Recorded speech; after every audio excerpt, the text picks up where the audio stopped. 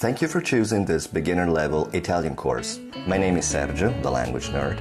I am Italian and I've been teaching languages, Italian, English and Spanish online since 2018. Recently I started to come up with my own teaching material, and this video course that includes 10 video lessons that explain 10 PDFs is part of my learning material. After this course, you're welcome to contact me for online one-to-one lessons. After this brief introduction, you will find an excerpt from each lesson, so feel free to skip ahead if you want. Otherwise, I can tell you that the concept, the way I designed this course, is such that you will learn Italian just like an Italian kid learns Italian in elementary school. That means that I haven't cut around the corners. I just taught it as it is, full of rules, full of knowledge about grammar. But because it's a video course, you can go back to it over and over and just learn at your own pace, at your own speed, and at different layers of difficulty, as you prefer. So I hope you enjoy it, and I'll see you in the next course.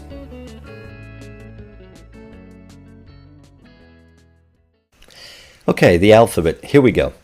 A, B, C, D, E, F, G, H, I, L, M, N, O, P, Q, R, S, T, U, V, and Z. What do we notice, first of all? That there are 5 letters that we don't use, J, K, W, X, and Y. We do have a name for them.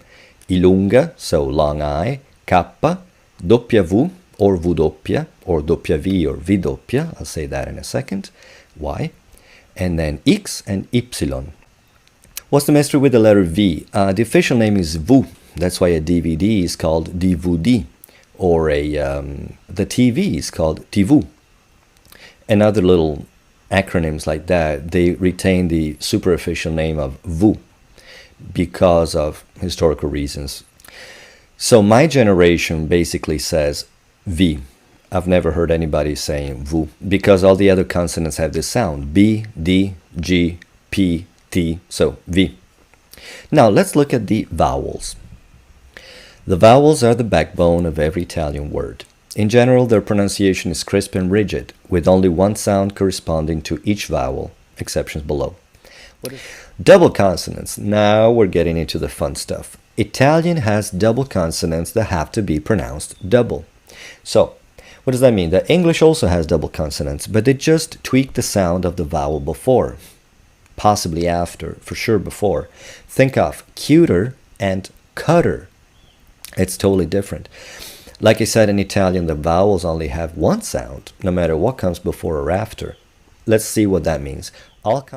So, in Italian, here's how it goes. Calo, callo, fato, fatto. So, when the consonant is single after a vowel, the vowel before is slightly longer. Not as long as when people make fun of us. Cappuccino, spaghetti, because Americans or English speakers do hear that Italian has this like rhythm, long and short, long, and we are totally unaware of it.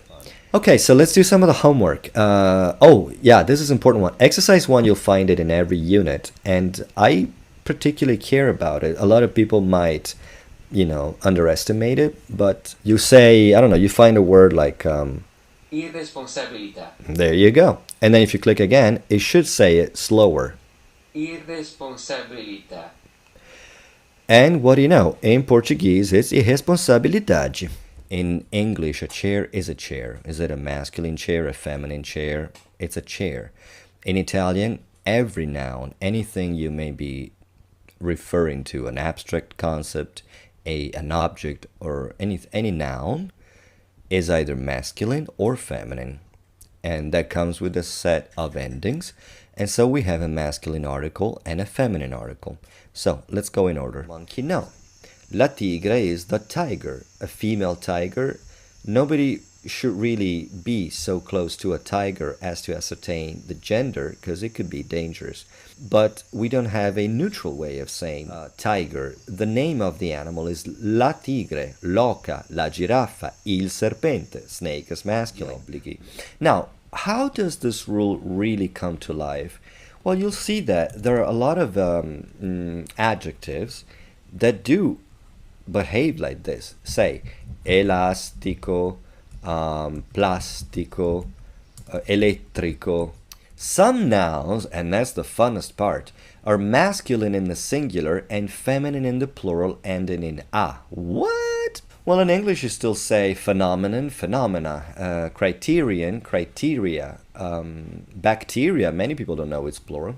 So we got something similar. L'uovo, le uova. You can see. Okay, from the beginning of the next module, you'll be already able to describe the world around you. And for that, I think it would be handy for you to know all the colors and the numbers. Let's take a look at the colors first. All colors are masculine. Il verde, il viola, il rosso. Why? Because the word for color is masculine, right? So, il colore. Keep in mind that historically, people would refer to colors as the color of a rose, the color of an orange, the color of this and that. So sometimes these names were left, in time they became kind of independent words. But given that you're still thinking in terms of il colore, then it's il verde, il viola, il rosso.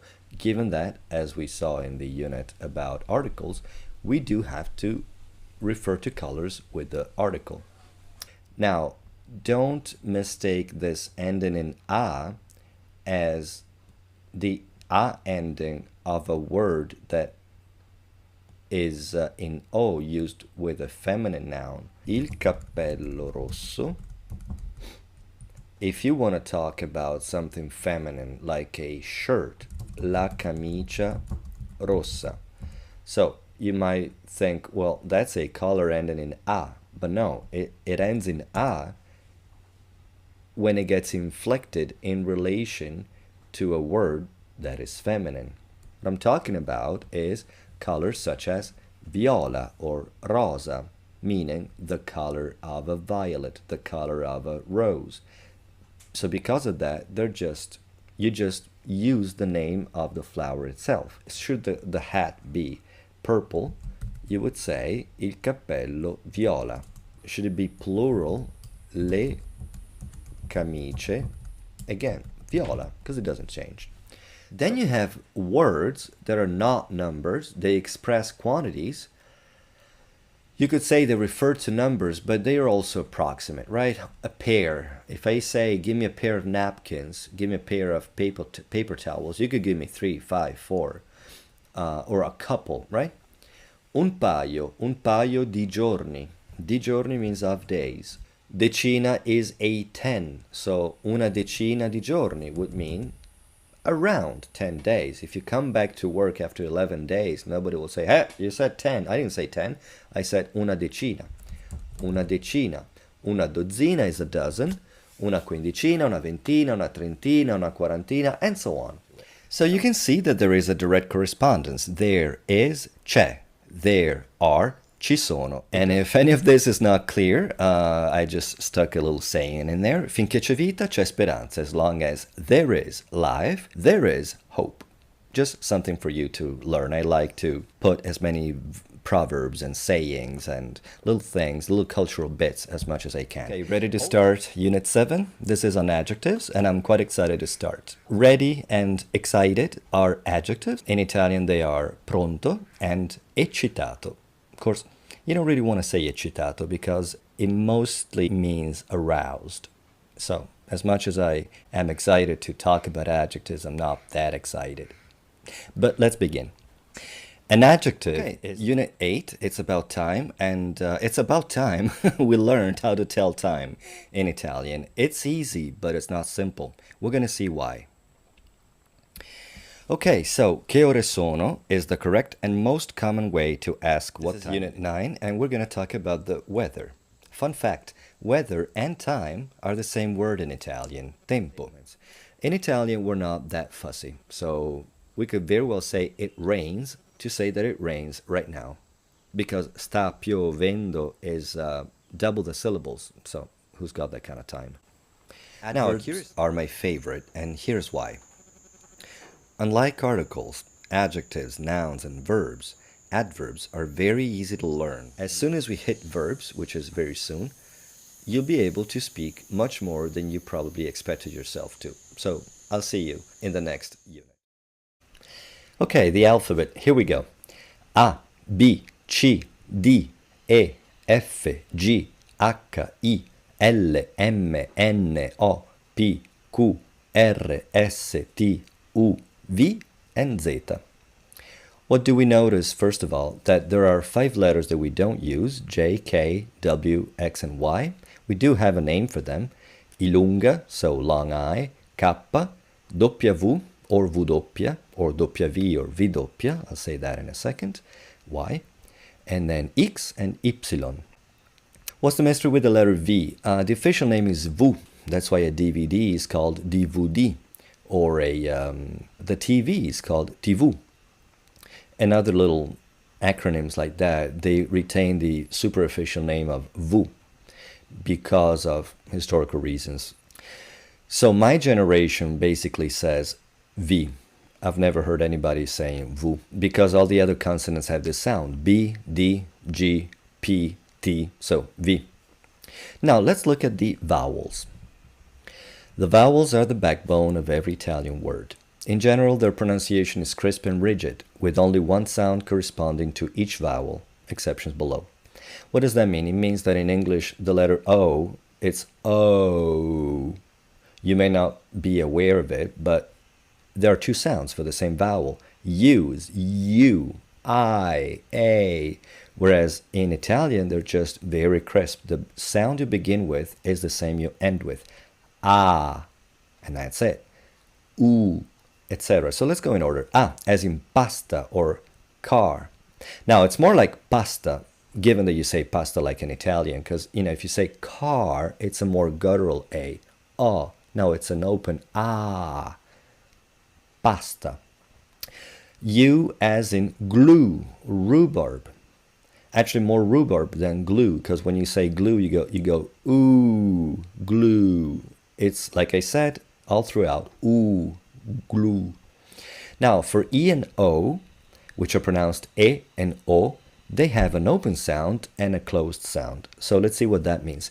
The open sound of the vowel E. How about I say the vowels in Italian with their Italian sound or name, just so that you get more and more used to them. E, the open sound of E, as in the word bad, man, band, is precisely like this, E. So Italian examples are crema, tema, vello. Now compare that E sound with the closed sound E, as in bed, men, bend. So crema, or the CRE in crema, with the closed sound becomes cre, cre, cre, crema, credo, tema, tema, vello, velo. I'm kind of exaggerating the difference in sounds right now, but I hope you can appreciate it. E. Same happens with the vowel O, or like I said, O. Cono, oro, botte, con, ora, botte. Cono, con, oro, ora, oro, ora, o, botte, botte. A similar phenomenon happens with the vowel E and U. They don't have an open and closed sound, but they have a rigid sound or a hard sound and a soft sound. What do I mean by that? The hard sound of E is when the vowel E is followed by a consonant. So, liti, pini, fili. It's just a straightforward E, as in pizza or panini or liter. The soft sound, because we don't have the letter Y, so we don't have a way to express Y in writing, we do use that sound when E is followed by a vowel. So, lieto, piano, fiala. The hard sound of U or U is when it's followed by a consonant, same deal. Umano, tubo, acuto. By the way, notice that the letter T stays T. Vowels don't change the sound of the neighboring consonants, like in English. So, tubo. And then the liquid sound, the soft sound that goes w is uomo, quando, scuola. A word may contain up to 7 consecutive vowels. However, most words won't have any more than 4. Regardless of their combination or sequence, each vowel will retain its individual sound. Now, examples of words with 7 vowels, I can write you some, but you'll never encounter them. One of them is cuoiaiuolo, where. Cuoio means hide, leather. So, cuoiaio would be a place. Cuoiaio is a place where leather is amassed, processed, sold. And the person running this place is called cuoiaiuolo. U-O-I-A-I-U-O-Lo. Cuoiaiuolo. You'll never, I encountered this word now, and I'm 45 years old, and as a point of trivia, just to see how many vowels together there were in an Italian, could there have been in an Italian word. However, my students struggle already with words like gioia. Here I have the example gioiello right here. Gioiello means jewel. It's not that uncommon. I-O-I-E, gioiello. Here you can see it's a soft I. Io-ie. Gioiello, cuoio, linea aerea, aiuola, guaina, gioiello, europeo. So the guess is where the stress is, because a word like this, you won't know if it's guaina or guaina, possibly guaina, which doesn't sound very Italian. But otherwise, no matter what vowel you find and no matter what the combination, you just scan. You scan with your voice. You go k, u, o, io, cuoio, linea aerea, etc. Now, speaking of accents, the grave accent, so this one that goes, let me make it a little bigger. This accent that goes up and to the right and to the left is the grave accent, and it's the default accent that you will see on any Italian word. The accent, a graphic accent, will only appear, or more often than not appear, on the very last vowel. So, metà, caffè, lunedì, però, virtù. Doesn't matter what vowel that is, the accent is by default the one that goes up to the left.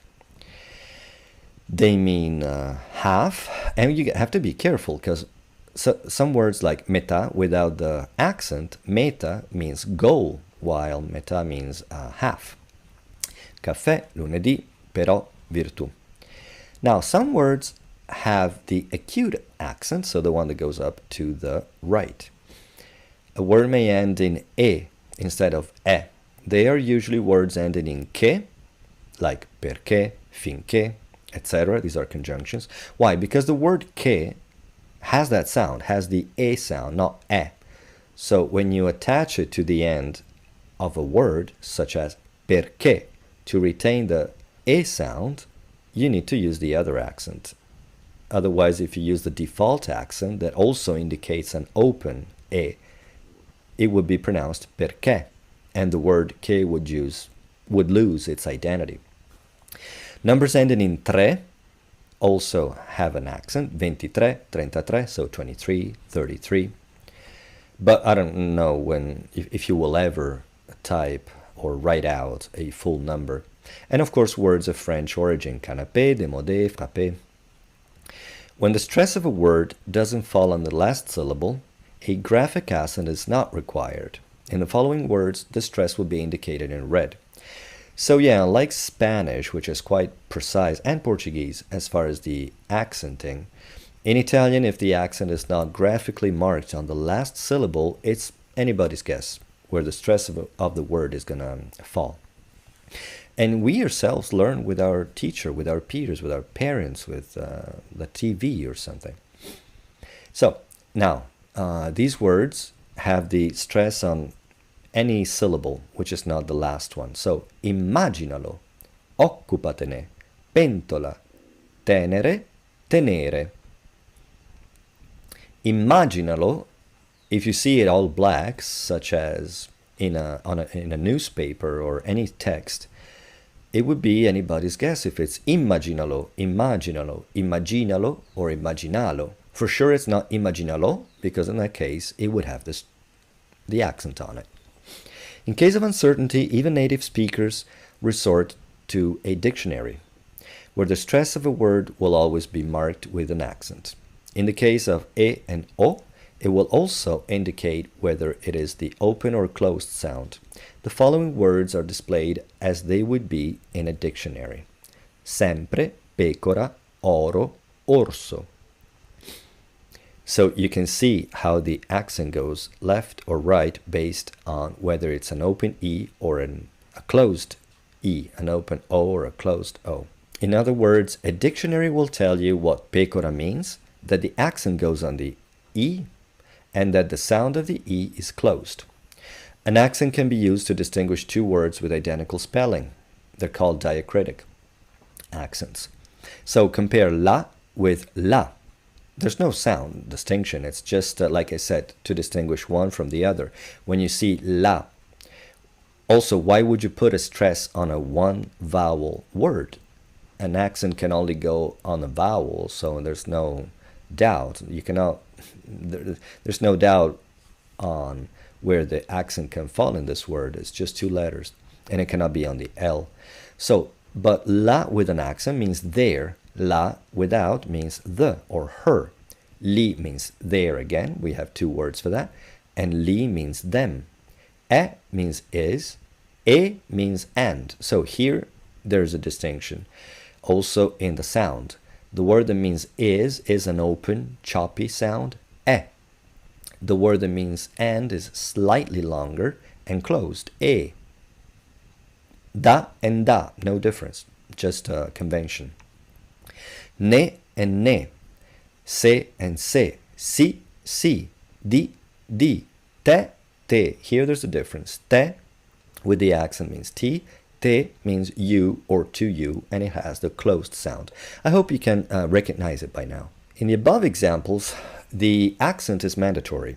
Some other times an accent is used when the meaning of a word is not clear from the context. So what does that mean? That some words like ancora and ancora, vestiti and vestiti, capitano and capitano, very rarely in a written text where the intonation is not clear enough or the context is not clear enough. Say there's a context when they may be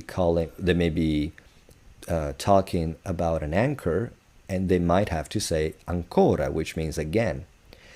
So in these very rare instances, they would mark one or the other with an accent. Finally, here are the most common monosyllables with more than one vowel that require an accent. So ciò, whenever you say ciò or you want to write ciò, it has to go with the accent. Già, giù, più, può. Now let's talk about the consonants. The letter H is always silent in Italian. It appears only in 4 instances. In the verb avere, so to have, it retains the H from Latin, and even that is diacritic, if that's the correct term, function, meaning that it helps you distinguish o, meaning I have, from o, meaning or. O means I have, and then o means or. You can see that o is open, is the open o, and o is the closed sound. O, o. So suppose you want to say, I have, well, it's a kind of a surreal sentence, but let's say, I have a cat or a dog. Ho un cane o un gatto. Ho un cane o un gatto. So I, similarly, means you have, whereas I, without the H, means, oh, many things. It means to the or at the. Like if I say I don't know, ai Caraibi, that means in the Caribbean. Hanno with the H means they have. They have, whereas I said have, whereas anno means year. And then a means he or she has. And a without the H means at or to. Then, of course, exclamations such as oh, ah, a. Again, a, we don't say hey, and even if we put it in the middle of the word, we just don't pronounce it. It's silent.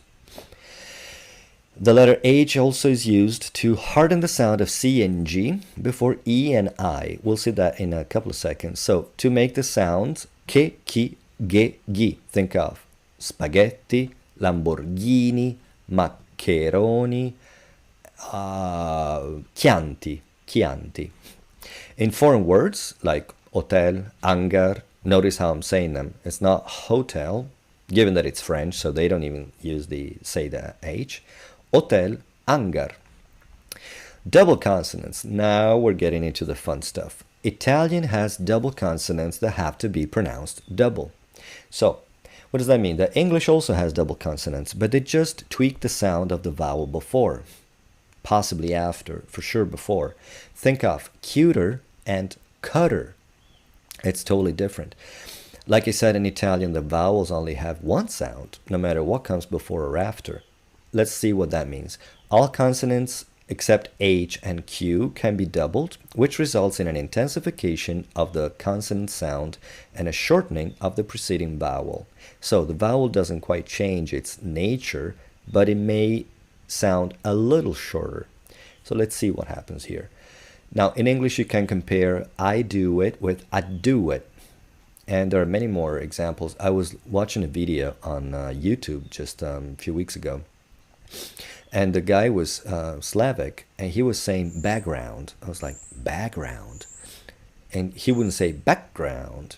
Now, in English, it's different consonants, C, K, G. But you can see what I mean by background, background. Or, can't think of the other one. There was another good one.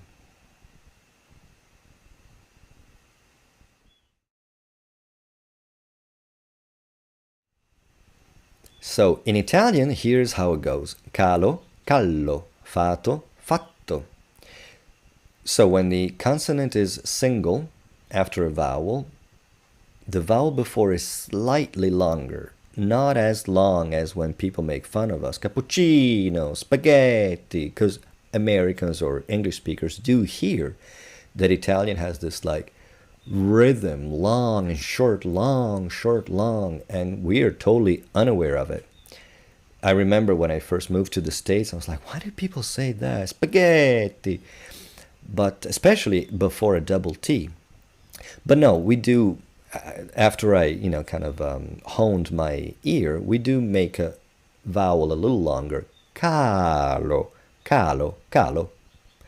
As opposed to Spanish. Spanish is much more like a metronome. Ta, ta, ta, ta, ta, ta, calo.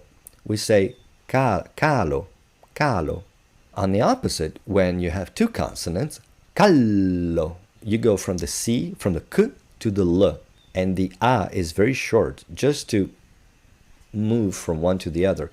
Callo. The suspension is between one L and the other one. Callo, callo. And it won't work if you say callo. If you make that vowel too long, you won't be able to suspend the two L's or T's or F's or whatever. So, calo, callo, fato, fatto. Now I'll say these words without any exaggeration. Calo, callo, fato, fatto. Or I'll just say the first two. Calo, callo, calo, callo, calo, callo, calo, callo. Fato, fatto, fato, fatto, fato, fatto. It's minimal, but it's we do perceive it, and there can be a difference in meaning. Okay, so the letter Q, I said you won't find it double, but we do have some words like, let's we have the word, the most famous one is soqquadro. Soqquadro means like a heck of a mess. Like if the burglars come in and you come back home, you see the cushions thrown away, the drawers on the floor, and all the pictures moved. They left the house a soqquadro. And then big quadro is another one. It comes from that is musical lingo. But I mean, I found that out a couple of weeks ago, just again, as a point of trivia. Nobody knows the word big quadro. So, however, when you do want to double the letter Q, you resort to CQ. Just like in English, there's no K, but you have CK. So, here it says what I just said. So, quale, questo, qui, quota, acqua. The letter Q is always followed by U, so like in English. Qua, que, qui, quo. You want to say it double, acqua. It's not aqua, it's acqua, acquerello, acquisto, acquoso. Now we're going to talk about voiceless and voiced consonants. Voiceless means that you don't require your voice box to be engaged to say certain consonants, such as p, k, t, f. And of course, Q is the same as a C. Or let's say p, ch, t, f, k. Now, you can say pa, pa, pa, pa, pa, and think I am engaging the voice box, but you only engage it when you go ah for p. You don't need it. Should you engage the voice box before the uttering of p, then it becomes b. So pa and ba are related. If I said pa ba pa ba pa ba pa ba in a whisper, you wouldn't know what I'm saying. You wouldn't know which sound it is. Pa ba ba ba ba ba ba ba. The reason why I'm talking about this is that letters such as S and Z or Z do react and sound differently based on whether they're preceding a voiced or an unvoiced or voiceless consonant. So, summing up, the voiceless consonants are P, C, T, F, Q, P, Ch, T, F, Q, and the voiced ones are B, G, D, V, L, M, N, R. How can you say N without voice? You know, you have to go N, M, L, R. Right, now we're going to see how the letter S behaves in relation to the voiced consonants. So the voiced version of the letter S, which is Z. To make a point, when the sound is without voice, is S. See, it's the same. Your mouth is engaged in the same way. One is without voice, one is with voice. Okay, now we're going to see the voiced aspect of the letter S. So Z. When it's between two vowels, casa, naso, rosa, uso. Exceptions, when it's between two vowels, but it's also one of the vowels is part of a prefix. So sociale has the other sound, S. So when it's preceded by the prefix A, which makes it, asocial, it remains S, asociale, because otherwise asociale would make the word lose its identity. Same with the suffix. Vestendo means while dressing. Vestendosi means while getting dressed. And so it is an S between two vowels, but it's actually two words together. When the letter S is followed by a voiced consonant, so B, D, G, L, M. Sbirro, sdentato, sgombro, slitta, asma. I remember when I moved back to Italy after maybe 4 years in the States, I asked my brother-in-law, what is this teeny tiny car called? And he said, smart. And that kind of jumped to my, ears, not to my eyes, because it's an English word, smart. And in English you say smart. There's no concept, or we English speakers don't give any importance to whether a letter is voiced or voiceless when it follows an S. But in Italian, M causes an S to go Z, smart. So the opposite is also true. My American students would say sbirro, sdentato, sgombro, slitta, asma. No, z. You engage the voice box first. Sbirro, sdentato, sgombro, slitta, asma. And that's the only two instances. Now, the letter S is voiceless, so s. When, we're going to see. When it's at the beginning of a word and it's followed by a vowel, so a simple syllable, S vowel. Sale, seme, silenzio, sole, sugo. When it's double, sasso, sesso, abisso, lusso. Think of the word possession. We would say, and we do say, possesso, because it's double. The only sound would be s. Sasso, sesso, abisso, lusso. When it's followed by a voiceless letter, scudo, sfida, spesa, stato. When it follows a consonant, so after an L, an N, an R, and another N, falso, ansia, orso, intenso.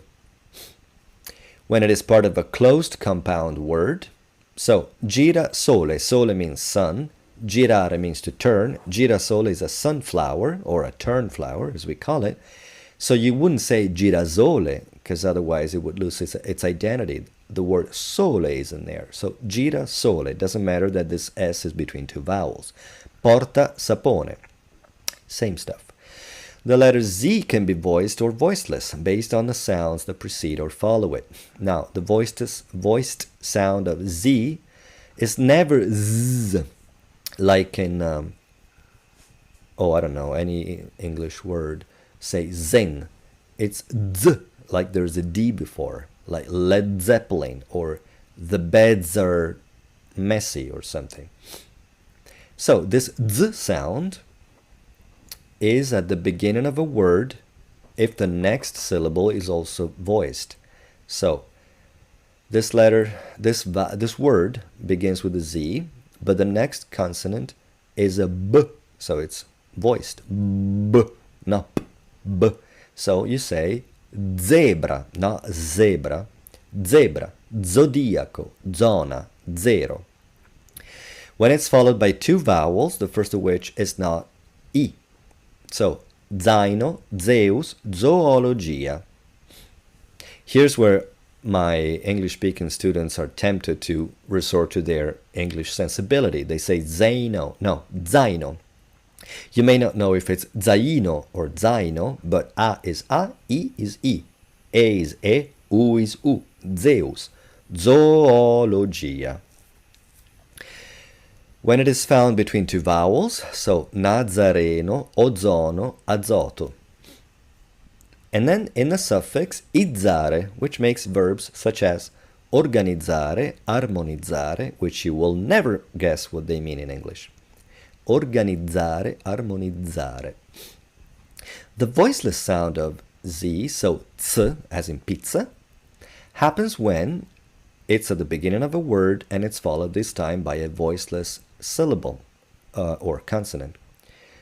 No, syllable, because, you know, there's Z, there's a vowel, and then the next syllable starts with a voiceless letter. K, so zucca. T, so zitto. P, so zappa. Now, I gotta say I'm from the north, and in various regions of Italy, some of us do say zucca, zitto, zappa, but, you know, I'm teaching you standard Italian. Exceptions. Zeta, so even if there's a T, you say zeta, not zeta. Zafferano, zaffiro. The letters zeta is also voiceless when it's followed by two vowels, this time the first of which is I. So, zio, polizia, garanzia, grazia, divorzio, razione. And again, I use these two sets of words, zio, zia, zia, zia, zio, zio, to show you how there's just no telling where the accent is going to be. You just need to know. Exception to this point is the word azienda, which means corporation. Double Z is always voiceless, so pazzo, razza, cozza. Exceptions are rozzo, mezzo, azzurro. Actually, the same word razza exists as razza. Razza means race, race as in ethnicity, and razza means manta ray, the shark. When the letter Z follows L, that's also voiceless, so ts, calza, milza, alzare. When the verb ends in zare, so not izzare, but any other vowel, so ezzare, uzzare, ozzare, azzare, that is voiceless. Ammazzare, spezzare, mozzare. For the same money, I'll throw in, since we're just among us, puzzare, which means to stink. Didn't feel like putting that in the official file. All right, to stink, nice. In words that end in enza or anza, resistenza, costanza, a lot of my students say, what do they say? Even just words like this, resistenza. No, it's never za when it's followed by an N, or in the suffix enza, anza, costanza. Like in English you say extravaganza. In Italian it's actually stravaganza. Words that end in erzo, orzo, orza, terzo, sforzo, forza. Now we do have the word orzo, which means barley, but that's not an ending, it's the word itself. Orzo, barley. Barley. Letters C and G behave in similar ways. Now, this is an earful, so you might want to pause the video a little bit, because what happens is that the letter C has a soft sound and a hard sound. And the same happens in English, by the way. So let's go with the letter C, right? In relation to all the vowels, that gives us Ka, or let's say C, Chi-A, Chi-E, Chi-I, Chi-O, Chi-U, right? That's C plus all the vowels, A, E, I, O, U. Now, how do you read that? Ka, che, chi, ko, ku. You're like, great. But the same happens in English, right? You would read these words and in a second know that it's one sound or the other. Carrot, celebrity, cinema, copper, cult. You wouldn't say celebrity, kinema, and you wouldn't say saret, supper, salt, right? Thing is that in Italian, the letter C never ever sounds like S. The only sound are K or Ch, so to speak, right? So, the K sound is what I call the hard sound. And it works like in English. Ka, ko, ku. So, in the presence of A, O, U, it stays hard. E and I are the softeners, and they don't force the letter C into sounding like an S, but they do force it into a ch sound. And that's what this explains here. The letter C is hard when followed by A, O, U, and H. Casa, conto, culla, che, chi. Now, it's very easy to remember che, chi, because che means which. It also means what sometimes, or that. Chi means who. So you get to hear them a lot. Che, chi. Whenever you hear che, chi, there's an H. Whenever you see an H, it's che, chi. Or I could tell you that you do have that sound even in English. A lot of people are thrown off by the CH because they think of chips or chap or chop. But how about archive? How about chiropractor? How about chemist? Right? So think of those. Che, chi. Now the same happens with the letter G. A, O, U, H. Gatto, gonna, gusto, spaghetti, Lamborghini. Ge, gi. Now the soft sound of C is ch. Voce, cena, cipolla, ceci. Ceci is a good word to remember. It means chickpeas. Once you remember that ceci exists and that it sounds like this and it's spelled like this, you'd be like, all right, so E and I, or E and E, force C to sound like ch. If you remember ceci and che and chi, meaning what and who, then you can make sense of all this stuff. Voce, cena, cipolla, ceci. The soft sound of j, of G, is j. This is a little trickier than in English, because in English you have get, but you also have gesture, and it's the same GE. In Italian, again, E and I'm going to write it here. E and I are softeners. They force C and G to sound like ch and j, whereas H is a hardener. So they force C and G to sound like k. And when do you use the hardener? When there is an E or an I. So whenever you want C in relation to E to not sound like che, you put an H, and that's your ke.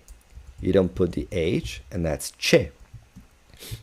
This is chi, this is ki.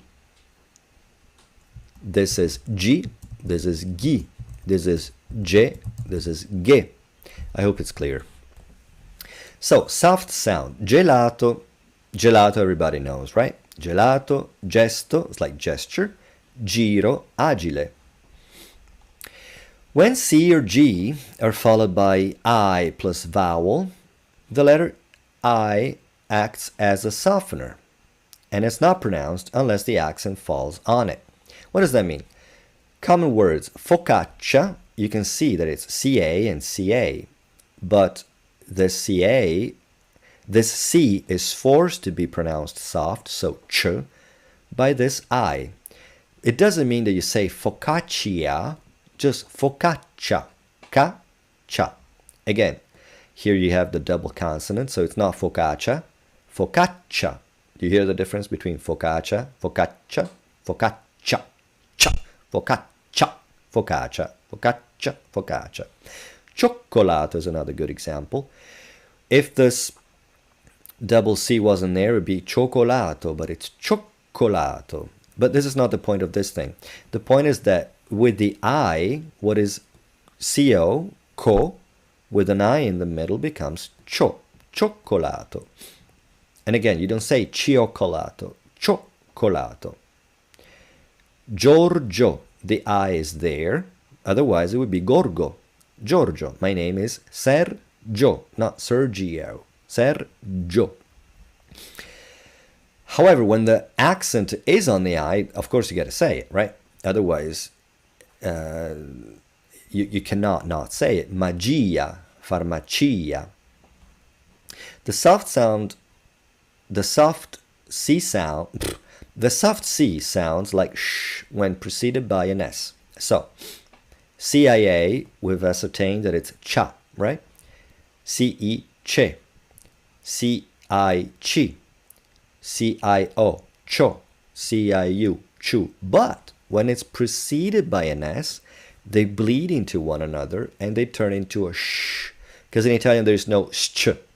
So, sciarpa, scena, sci, liscio, asciutto.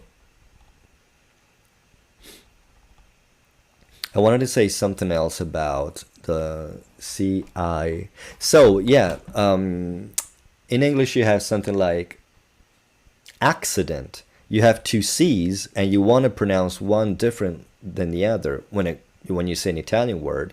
No, double C, if it's preceded, followed by A O U, it's cacocu, but stronger. So, cioccolato. And when it's followed by an I and another vowel, it's ch. It's a stronger ch. I cannot express it at the beginning of a word because you cannot start with two C's in Italian. But again, focaccia, it's not focaxia or anything like accident. It's just cha, but stronger. Focaccia.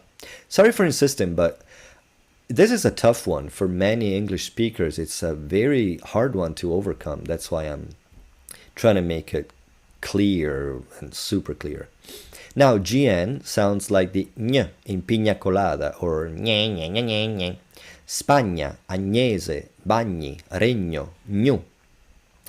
GLI, followed by a vowel, is the bane of any Italian learner, unless they speak Catalan or Portuguese or Russian. But it's a very distinct sound.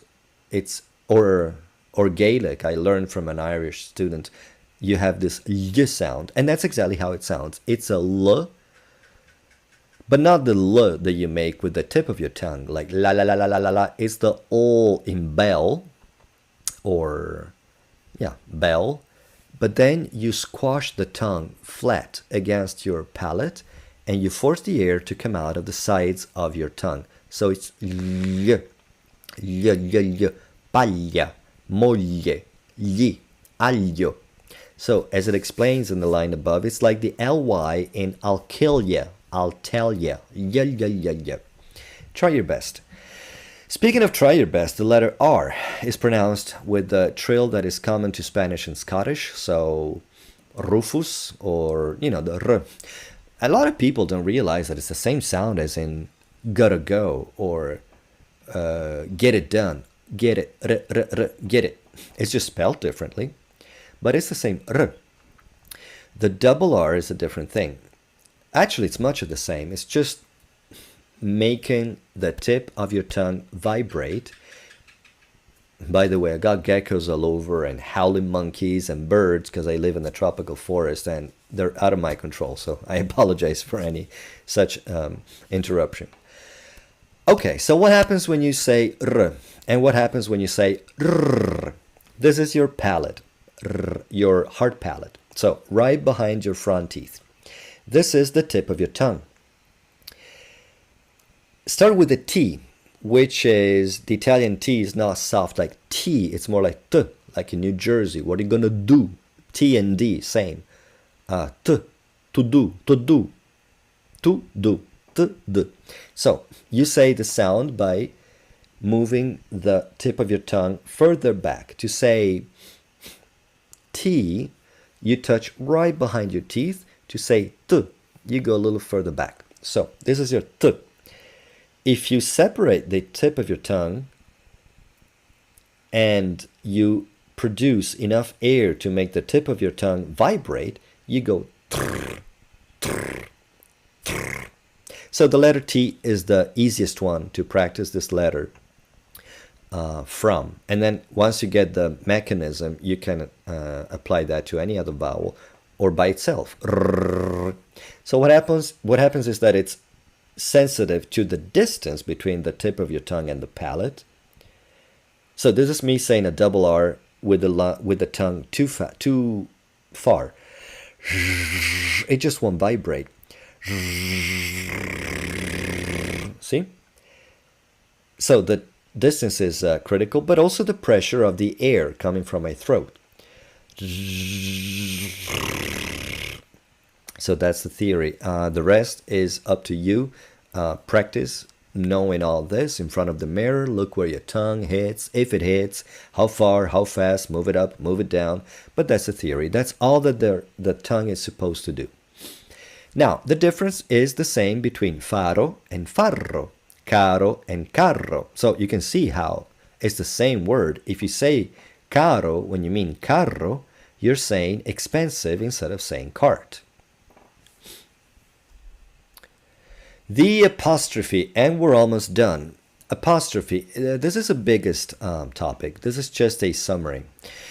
Generally speaking, an apostrophe is placed when a word ends in a vowel and the next word begins with a vowel or H, because it's always silent, right?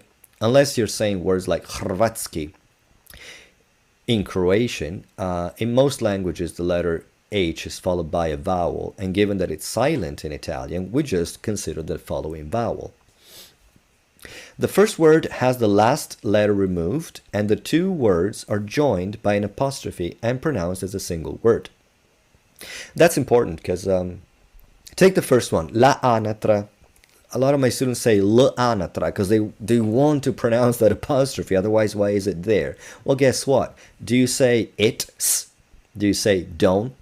No, you just say it's, don't. So, l'anatra. L'orso doesn't exist. You have to say l'orso.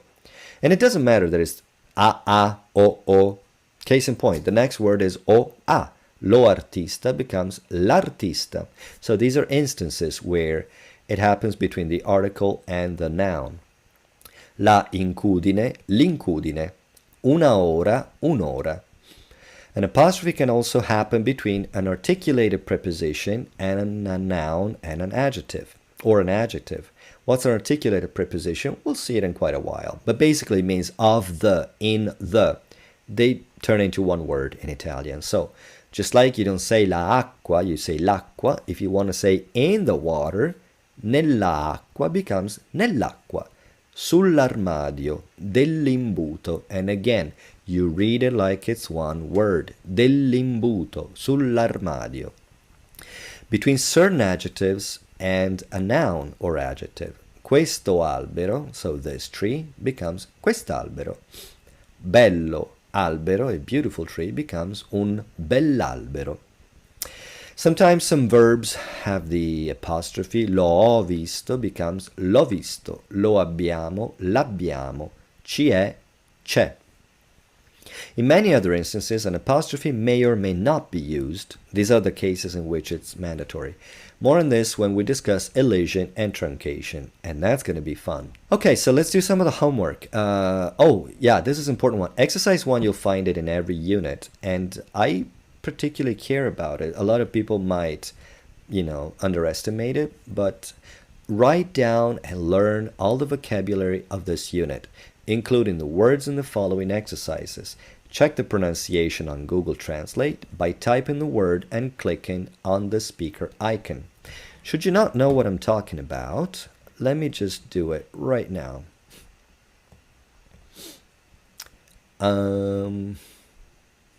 Here, Google Translate.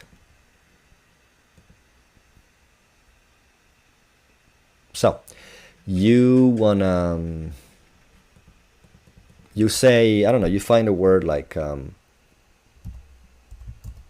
long one. Irresponsabilità. And you don't know how it's pronounced, right? So you click here. Irresponsabilità. There you go. And then if you click again, it should say it slower. Irresponsabilità. And what do you know? In Portuguese, it's irresponsabilidade. So that's how you use Google Translate. It's not the most accurate tool, but I warmly recommend you use it for your homework, to satisfy any curiosity you may have, day, night, whenever. It's good to learn a language, curiosity-based. Have whatever triggers your interest, just look it up. And then now you know what irresponsabilità means and how to pronounce it. So do that with every word you've seen so far, because sooner or later you gotta learn them all. You gotta use them all. So you know that già means already. Isn't that a handy word to know? Ancora means again. Isn't that a handy one?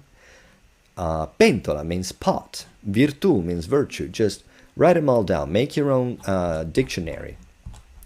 And that's gonna be only good for you. Okay, so exercise 1. We've talked about. Now, exercise 2. Practice the pronunciation of the following words. If you notice, these are words that contain all the 5 vowels. I'll just do the first 3 for you. So here's the infallible technique. First, you read the vowels. Of course, you gotta know by now the sounds of the vowels, right? A, E, I, O, U. And you go A, I, U, O, E. So you know that word has to sound like A, I, U, O, E. And then you attach the consonants onto these vowels. Apicultore. The challenge, if you're an English speaker, is to not, fall in the temptation of saying apicultore, because it doesn't matter that there is an L or an R or anything after this U. It will remain U, A, I, U, O, E. Second one, E, U, I, A, O. Decuplicato. A, I, U, O, E, antirumore, etc. So you can have fun with this. Practice the pronunciation of the following words. pala, palla, colo, collo, etc. It's about the double consonants. Practice the pronunciation of the following words. Oh, that's creative. So, yes, it's about the sound of S. Is it S or is it Z? This word, how do you know if it's azole or azole or asole or asole? Meaning, how do you know where the accent goes and if it's a silent S or a voiced S? You're going to have to go to Google. Let's see what it says. Let's type azole. Let's see what comes out. How about we switch to English? Okay, it means buttonholes. And how do you pronounce? So here, guess what? It says that azole turns out to be a plural word. And so the actual word is azola, and that the accent goes on the first A. So now you know everything there is to know. Azola means buttonhole. Azole, buttonholes. So you know that it's not a prefix. And does it even say, oh, look, there's a dot under the S. Let me make it bigger. So see, that means that it's a Z sound and not a S sound. Okay, so I've learned something myself. Etc. So be proactive. Do use all the tools that you have. Everybody has internet, so just use everything you can use from the internet to learn this language that you want to learn. So same with mese, messe, etc. Sound of Z, azzurro, azzerato, zero, etc. The sound of C, sometimes it's K, sometimes it's Ch. Cane, foca, foce. So, like I said in exercise 1, do figure out the meaning of all these words. Sounds of G, ghiaccio, gelo, ghisa, etc. So, I hope I wasn't too all over the place. I'll see you for the next, what should we call it? The next unit, number 2. And have fun doing the exercises. Okay, so this time we're talking about the articles. What are articles? In English, you only have 2 options, the and a or an, if a word begins with a vowel. In Italian, we have many more options because of the gender and number of each noun. So let's go in order. Every Italian noun must express gender, meaning masculine or feminine, and number, meaning singular or plural, either by their own endings or by the articles and adjectives that are related to them. In other words, in English, a chair is a chair. Is it a masculine chair, a feminine chair? It's a chair. In Italian, every noun, anything you may be referring to, an abstract concept, an object, or any noun, is either masculine or feminine. And that comes with a set of endings. And so we have a masculine article and a feminine article. So let's go in order. First of all, let's take a look at this chart. Let's go with the masculine. Il, lo, and the feminine is la, plural. I, gli, le. You may wonder, why 2 masculine articles? There's only 1 masculine and 1 feminine. So we'll see all that. And then the ways, so these are ways to say the. The ways to say a, like say you want to say the cat, il gatto, you want to say a cat, un gatto, right? Just so we know what we're talking about here. The definite article indicates a common noun or previously mentioned subject or item. This is pretty much just like English, so I won't get too much into detail. The indefinite article indicates something that was not previously mentioned or belonging to a broad or something that belongs to a broad category, meaning that if a cat just appears in my garden, I don't see, hey, look, there's the cat outside, because we didn't know there was a cat. A cat means just some cat. Then there's the partitive article, which means some, and indicates an unspecified part of a whole, like there's some pasta in the fridge. Okay, so without further ado, let's take a look at the definite masculine article, which is il, not ill, il. Use the L that you pronounce with the tip of your tongue. La la la la la la la la, il. Il bambino, il cane, il pilota. So, il is the definite article used with masculine nouns or adjectives beginning with most consonants. So a B, a C, a P, as it shows in these examples. Il bambino, it means the boy. It's just a masculine noun. Of course, boy is masculine, but pilot, in and of itself, it's okay. You could say historically, a pilot was more often than not a man, but it's a man. It's a masculine noun ending in a. Cane is a masculine noun ending in e. Bambino is a masculine noun ending in o. This is a little preview into a future lesson. A lot of beginners with Italian just think that o means masculine and a means feminine. So that's why I chose these nouns, to show you that it could be anything. But the moment you see il, you know it to be a masculine noun. Il bambino, il cane, il pilota.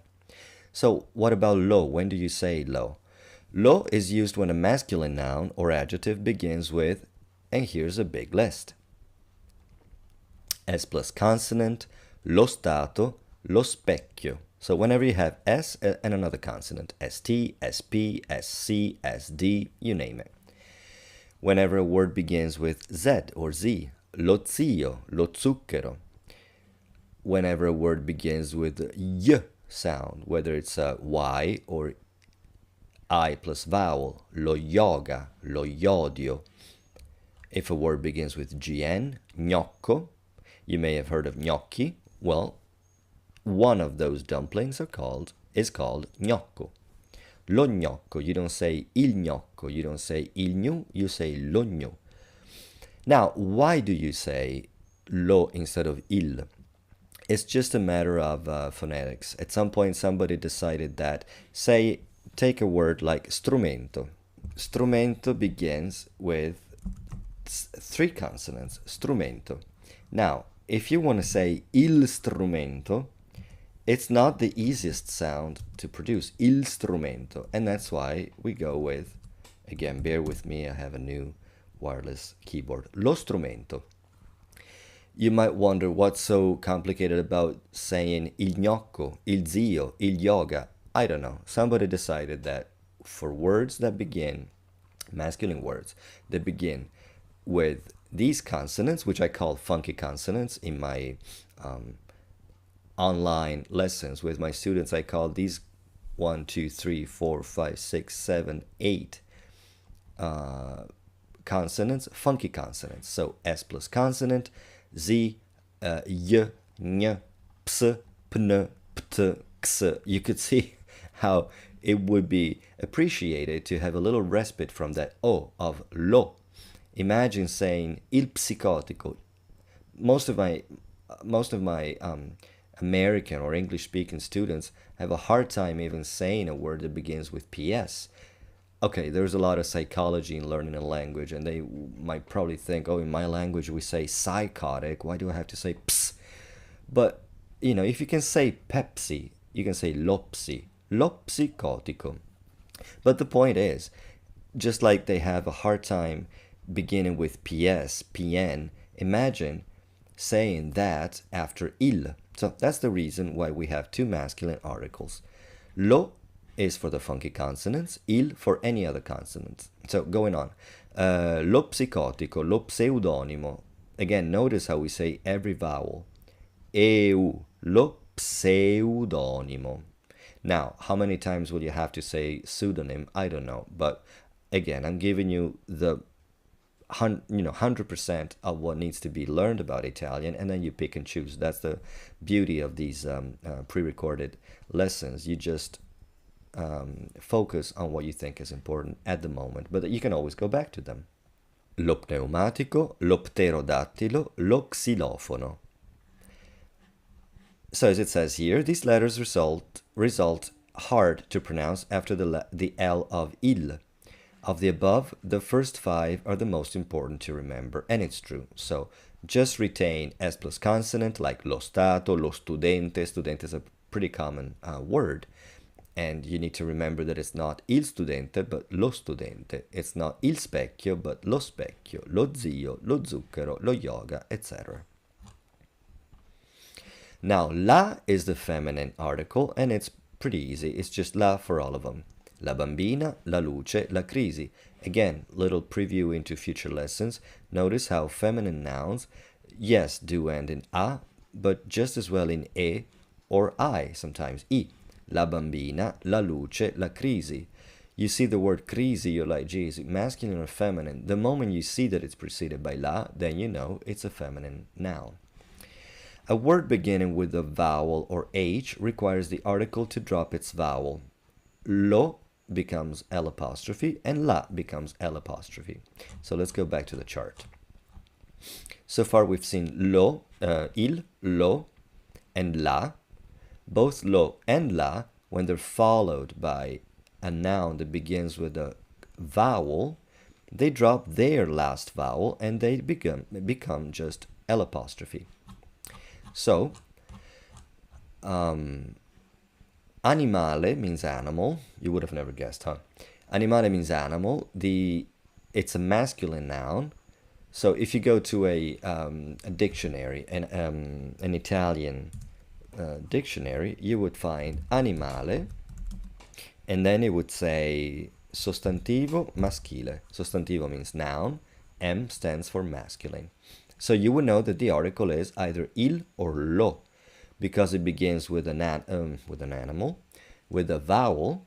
You know that it's not il animale, but your only other option, as we've seen, is lo, but automatically it turns into, lo becomes l, l'animale. And again, do not read out the apostrophe. It's not l'animale, l'animale, l'hotel, l'antenna. Why l'hotel? Because H is always silent.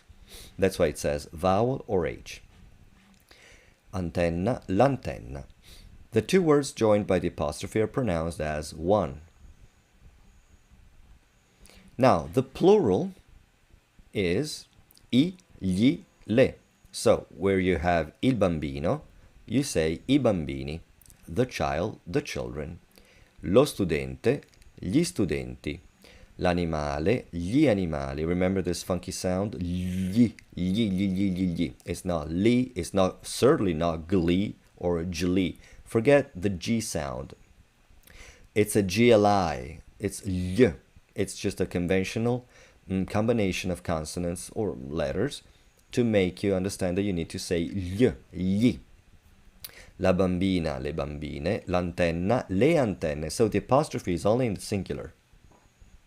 You see, l'animale, gli animali. You can see that it's lo originally because the plural becomes gli. So you know that it's lo animale, except lo animale you will just never say. It directly, automatically becomes l'animale.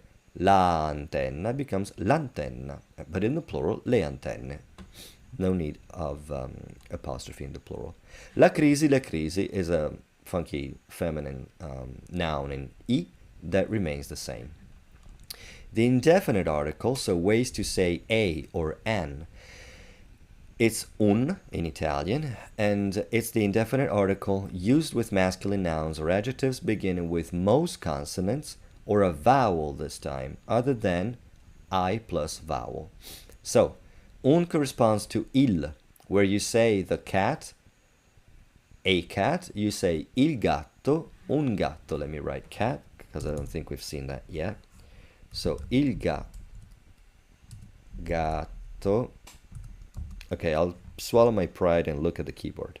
Il gatto, un gatto. So, the cat, a cat.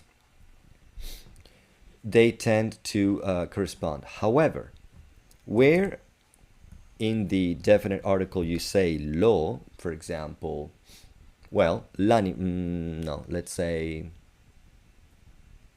yes, lo animale, we've seen, becomes l'animale,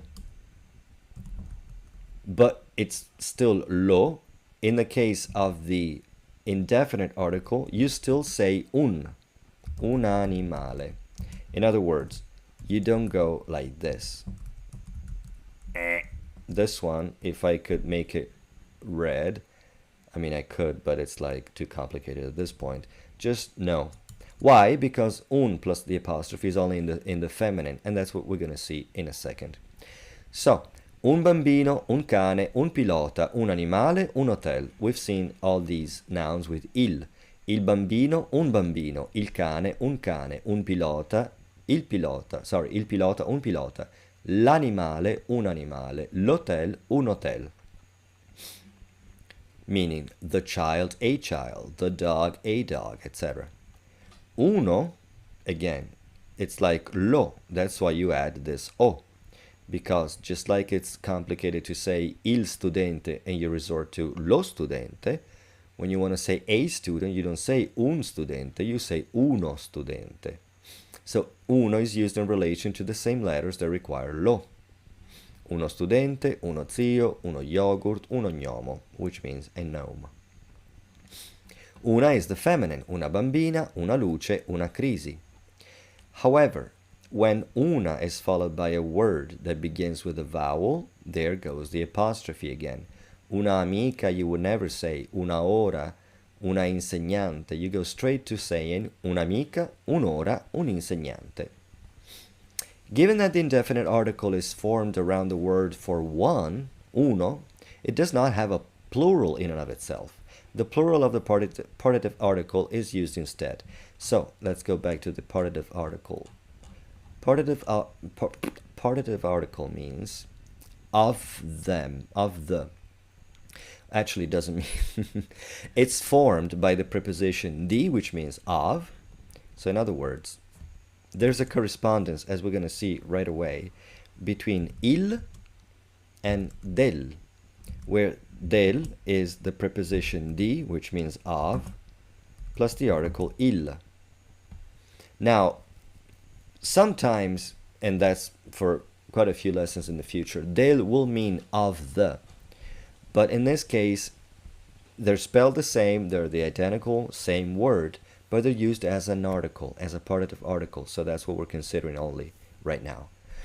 Dei, degli, delle. So where you say I gatti for the cats, you say dei gatti, some cats.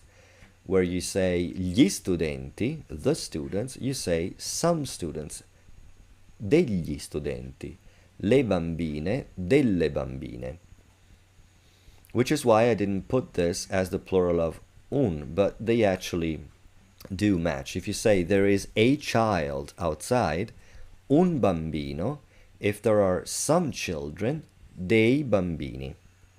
Now, for the look, I put these plural partitive articles only here because they do correspond. Del, dei, dello, degli, della, delle. Just like you have il, I, lo, gli, la, le. You see? Lo, the same lo, is here. Lo, gli, la, le. I hope it's clear that they follow exactly the same pattern. But we'll see in a second when the singular partitive article is used. So back to the partitive articles. Del, dello, della. Actually, we're going to see right now.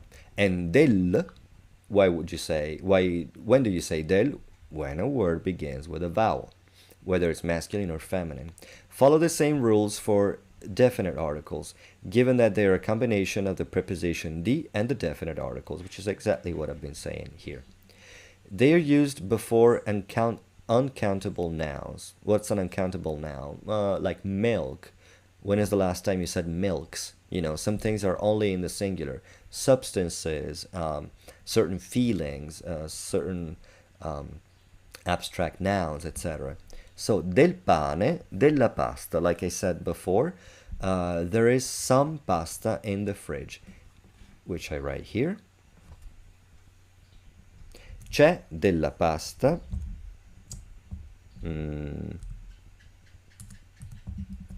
C'è della...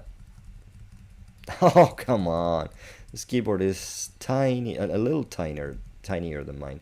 C'è della pasta nel frigo. There. Now you've learned how you say there is some pasta in the fridge. Pasta. C'è della pasta nel frigo.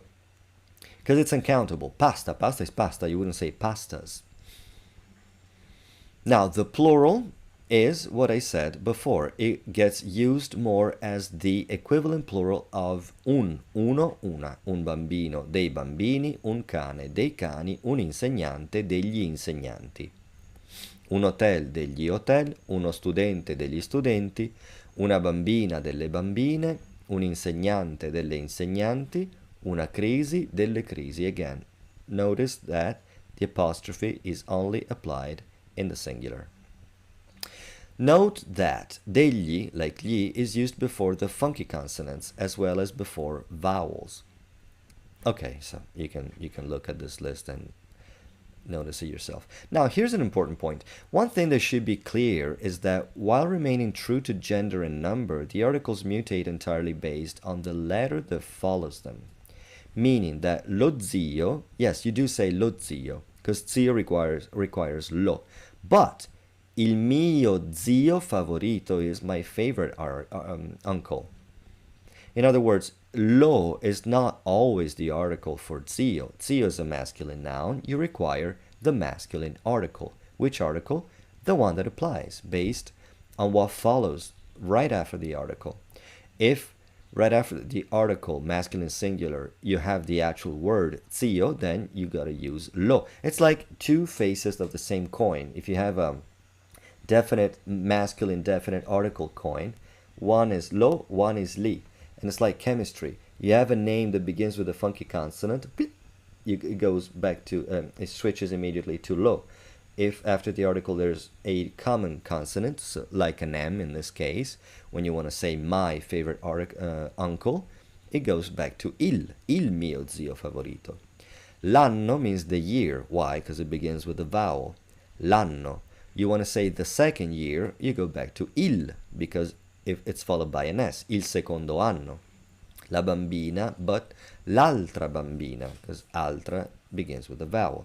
I hope it's clear, because sometimes it's people tend to think that for this word I only need this article, and for that word I only need that article. No, for a masculine noun you need a masculine article.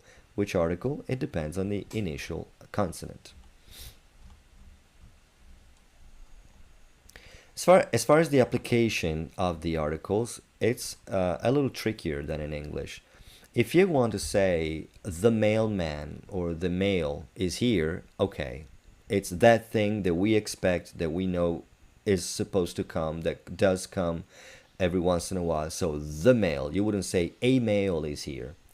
So for the most part, the definite article the corresponds with the times you say illo, la, il, ile. But there are many instances where you don't. For example, with titles, say an article would say President-elect Joe Biden just declared blah blah blah. We say il presidente, the president. So before president, Mr., doctor, well, you name it, any title. Il signor Rossi means Mr. Rossi. Il presidente Conte means President Conte. Then with geographical nouns, followed by their names. So a noun is river, a name is Mississippi. So, il lago maggiore, you would just say Lake Maggiore. Or say Lake Ontario, in Italian would be il lago Ontario. Il monte Rosa, with proper nouns of countries and large islands. La Francia, il Portogallo, la Sicilia, la Sardegna. So if you want to say Italy is my favorite country, you actually have to say the Italy is my favorite country, l'Italia. If it's France, la Francia. If it's Portugal, il Portogallo. Exceptions, Malta, Cuba, Cipro. Sorry, I had to take a little break because the howling monkeys were starting to serenade us, and it's a very obnoxious sound. Now that the sunset is about to be over, of course there's another bird here, But anyway, when howling monkeys start getting all excited about sunset, it's really hard to, or at least I find it really hard to teach with ooh, ooh, ooh, ooh, ooh. So, okay, so where was I? Oh, sorry. I think I called a baby. Oh boy. So, I'm sorry. So, la Francia, il Portogallo, la Sicilia, la Sardegna. Exceptions: Malta, Cuba, Cipro. They are islands, they are nations, but is Cyprus a nation? I don't know. But they're big islands and nations, but they don't require the article. With substances, gold is becoming more and more rare. We say the gold, l'oro, la lana, la cannella, gli spaghetti. With any foodstuff, with any dish, with any ingredient, we use the article. With broad categories like ideologies, feelings, abstract concepts, religions, la gente, il socialismo, l'amore. So you want to say love is in the air, we say the love is in the air, etc. La gente. Now, let me take a little sidestep and tell you about this word, la gente. You can see it's feminine and singular, la gente, a feminine noun ending in e. So when in English you think of people, you say people are, we say la gente è. Think of it as the crowd is. So keep in mind, gente means people, but it's feminine singular. With languages, l'italiano, l'inglese, you want to say Italian is my favorite language. L'italiano è la mia lingua favorita, because you need the article before a language and before a possessive, such as mia. L'italiano, let me write it here. Oh, I just already wrote it. Yeah, that's from the part of video that got messed up by the monkeys. So yes, la gente è pazza. The people is crazy. See, it's all feminine singular. La pazza. We'll see this in the next lesson. L'italiano è la mia lingua favorita.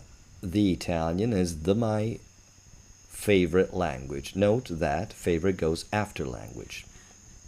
Now with colors it's the same. You want to say red is my favorite color. We say the red, il rosso, il verde, l'arancione. With names of games and sports. Il golf, la pallacanestro, gli scacchi. With meals, la colazione, il pranzo, la cena. If you want to say breakfast is at 7, you say la colazione, the breakfast is at 7. And with possessives, adjectives and pronouns. Il mio cane, i nostri genitori. Then there are cases where in English you use the indefinite article and we keep the definite article. You would say Deborah with an H. We say Deborah con l'H, with that one letter that we know as H, the H, con l'H. In English you say I have a fever. We say I have the fever. I have that condition with those symptoms that people get every once in a while called fever. I have the fever. There's no right or wrong. In Italian we say I have the fever, ho la febbre. Sometimes a plural partitive article may or may not be used where no article goes in English. Men are social animals. We say the men are some social animals. Gli uomini sono degli animali sociali. You could very well say gli uomini sono animali sociali, but you cannot say uomini. You have to say the men, gli uomini, or mankind. Questi sono dei tempi difficili. These are technically some difficult times. But you can also say questi sono tempi difficili. This is not a very strict rule. As thorough as this list is, it's far from exhaustive. Prepositions, verbs, and idioms will call for different applications of the articles that are unique to Italian. Right, so say in English, you say, I'm going to the bank. You say, to the bank. We say, vado in banca. Technically, I go in bank. Where in English you say to the. So prepositions don't correspond, and instances where in English you use the article, don't correspond with Italian. So this is just an overview. Let's take a look at the exercises. Exercise 1, as usual, write down all the letters in the exercises that follow, as well as all the nouns that we've seen in this unit itself. Exercise 2. Match the following words with their articles following the indications in parentheses, MF, masculine, feminine, SP, singular, plural. So, if you see cane and you see MS, masculine, singular, you know that the article is il for the dog and un for a dog. I'll do just one more for you. Piatto ends in O, pretty easy. I already know it's masculine singular. So the article for the plate, it means plate. By the way, look up all these meanings. For saying the plate, il piatto. For saying a plate, un piatto, and so on. This is a fill in the gap. We have the dogs. Abbiamo I cani, etc. Fill in the correct article. I love pizza, pasta, and gelato. I never know if I want to say these nouns with an accent or not, and by accent I mean English accent. I love pizza, pasta, and gelato, not gelato. Or at least I don't say gelato. I love pizza, pasta, and gelato. Amo the pizza, the pasta, and the gelato. So figure out the articles. And that's the end of this unit on articles. See you for the next one. Italian words have different endings that express their gender, masculine and feminine, and number, singular and plural. We've seen that with articles. We pretty much know all about this, right? Now we're going to see this in relation to nouns, not the articles anymore. A masculine noun or adjective will end for the most part in O, like most people already know. And it's the same in Spanish. For the most part, O is masculine. Il gatto, l'anello, lo scontrino. But there are many in E, some in A, and then a very small amount that end in I, or in a consonant or in an accented vowel. Therefore, you have il pilota, l'atleta, a bunch of masculine nouns of Greek origin end in A, and they're masculine. Then you have nouns in E, il padre, l'attore, lo studente. L'album is from Latin. It's an example of a noun that ends in a consonant. Il caffè, a word that ends with an accent. Il portachiavi is a compound word. Portare means to carry. Chiavi means keys, a thing that carries the keys. So you can see that chiavi is actually a plural feminine noun. La chiave, le chiavi. But because the thing that carries keys, or in other words, the keychain, is one, and somehow we decided it's masculine, it's il portachiavi, and that's pretty much how you end up with a masculine noun in I. Otherwise, they're very, very rare. A feminine noun or adjective will end mostly in A, like most people already know for the most part. La casa, l'aria, la famiglia, but many end in E. La madre, l'attrice, la notte. Now, notice that il padre and la madre really just have one letter different, one from the other, right? Adre, madre, padre. If it wasn't for the article, you just don't know when you have nouns ending in E if they're masculine or feminine. It could just be one or the other. There's no telling. The article is what tells you. La madre, l'attrice, la notte. Now, la mano is one of the very rare, probably these three are the only ones that are used. There may be some obscure ones, but feminine nouns in O are for the most part these three. La mano, la radio, l'eco, and they mean the hand, the radio, and the echo. Now, echo is funny because l'eco is feminine, but the plural becomes masculine. But anyway, let's not get there. La crisi, la diagnosi, l'analisi, just like there are nouns of Greek origin that are masculine in A, many in Italian ending in I actually derive from Greek, and they are the ones that end in Ah yes, crisis, diagnosis, analysis. La crisi, la diagnosi, l'analisi. And then we have the other minorities. La città, accented vowel, la virtù, la tribù. Usually foreign nouns end in a consonant and they tend to be masculine. Um, it, Email is one that is feminine. Why? Because email stands for electronic mail, right? And how do you say mail in Italian? Posta, posta elettronica. Now, by metonymia, I think is the name of the figure of speech, when you get a piece of mail, such as an email, we call it a mail. So that's the only word that I can think of off the top of my head that is foreign, so ended in a consonant, and feminine. And most Italian don't say l'email, they say la mail. They forgo the whole e part. La mail. Plural would be le mail. We're going to see when we're talking about the plural that sometimes the plural is not expressed. It's only the article that expresses the plural. Okay, so some nouns referring to human occupations or relations can be either masculine or feminine based on the article. Atleta, we saw artista. Collega, you can say l'atleta, L apostrophe, because it begins with a vowel. How do you know if it's a male or a female athlete? You don't know. So, should you read? Here we go again with this keyboard. L'atleta russo, then you know it's a Russian male athlete. And should you see l'atleta russa, it's a Russian female athlete. But if you hear or read l'atleta inglese, given that inglese ends in e, which is unisex, you still don't know. You just need to keep listening or reading for the next indicator that tells you if it's male or female. Same with artista, l'artista.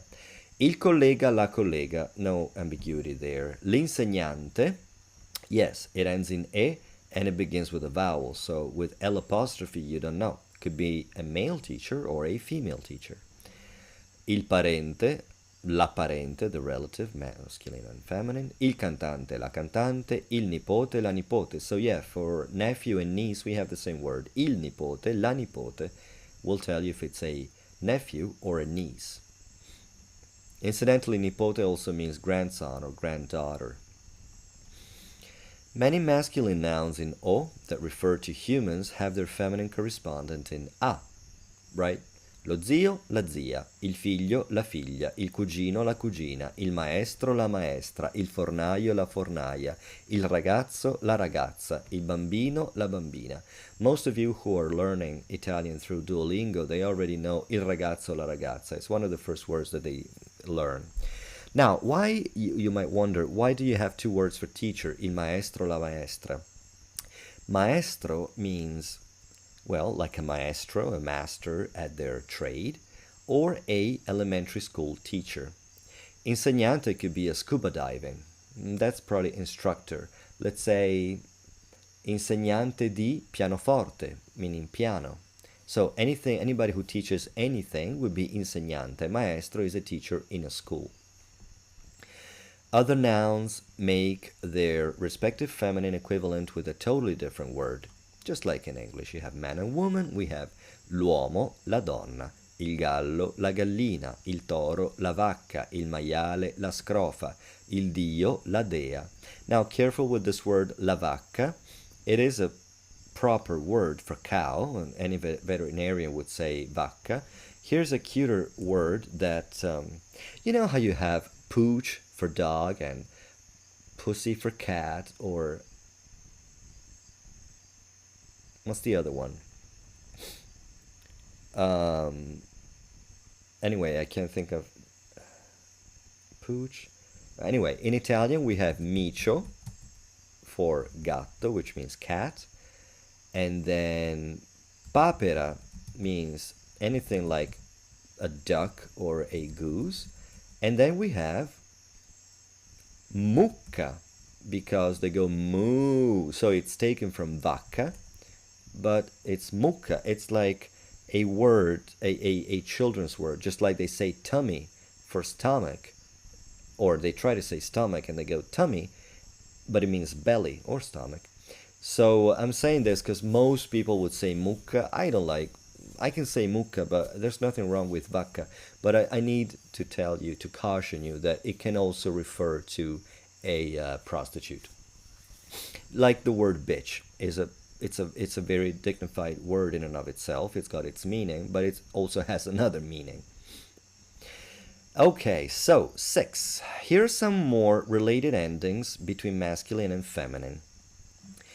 Every word that ends in iere, it makes its feminine in iera, or in other words, should you read cameriera for waitress, you should know, based on this little help I'm writing on this page, that the equivalent masculine is iere, cameriera, cameriere. You see infermiere, you would know that a female nurse is infermiera. Toretrice, pittore, pittrice, direttore, direttrice. We saw above attore, attrice. Then you have ore, without the T, becomes oressa sometimes. Professore, professoressa, dottore, dottoressa. Some names of animals may have a masculine or feminine ending unrelated to the actual gender of the animal. Right, in English a giraffe is a giraffe. What's masculine about it? Because every noun in Italian has to end with a vowel or any indicator of gender, la scimmia means the monkey. Only a female monkey? No. La tigre is the tiger, a female tiger. Nobody should really be so close to a tiger as to ascertain the gender, because it could be dangerous. But we don't have a neutral way of saying tiger. The name of the animal is la tigre, l'oca, la giraffa, il serpente. Snake is masculine. L'orso is masculine. Should you want to specify the male tiger, you say la tigre maschio. Maschio means male. La tigre maschio. Il pitone femmina, meaning the female python. Or we say the female of the python. So, la femmina del pitone, il maschio della tigre, the male of the tiger. Then again, some nouns are misleading in that they seem to be one the feminine of the other, but are in actuality two distinct words. Il buco means the hole, la buca is the pothole. Tavolo means table, tavola means board. Taking another sidestep here, because you will run into it. Tavola. Tavola, yes, it means like a 2x4, anything flat and squarish and typically made of wood is called tavola. A chocolate bar is called tavola, tavoletta, like a little one. Tavoletta di cioccolato is a chocolate bar. However, the table, meaning the piece of furniture with 4 legs and a surface, when it is set up for a meal, when it's got a tablecloth on it, or placemats and plates and silverware and cups and bottles and food, it's called tavola. So typically people, when they have guests over, or if they want to call the children's over for a meal, they shout a tavola, which means to the table, but for eating. If you say tavolo, it means that they come to the table as a table to work on it, to play card. Like, put that on the table, that's tavolo. Tavola is table at the time of eating on it. Okay, so il ciglio is the edge of a cliff, la ciglia is one eyelash. Il panno, the cloth, la panna is the cream. For various historical and cultural reasons, some nouns are masculine while referring to women and vice versa, and some nouns of occupations exist only in the masculine. So what do I mean by that? Recluta means a recruit, and it's typically a man, meaning recruit in an army. and still it's a feminine noun. La recluta, through and through. The article is feminine, the noun is feminine. Il soprano is masculine because originally sopranos were castrated men. Contralto is the same. La sentinella is feminine, although they're typically men, sentinels. La guardia, these you just need to learn as they are. Now, as far as giudice, avvocato, architetto, ingegnere, they were historically only male occupations, but nowadays you could have a female judge very well, and you would say la giudice. And then again, some people would still say il giudice and then use the woman's name. Just it's kind of related to the generation. Older people might say io sono un architetto. Actually, architetto stays masculine. Ingegnere ends with e, so it could be l'ingegnere, it could be lo or la. Avvocato, some people use avvocatessa. Some women leave it masculine. So it's kind of transitioning these years, these days.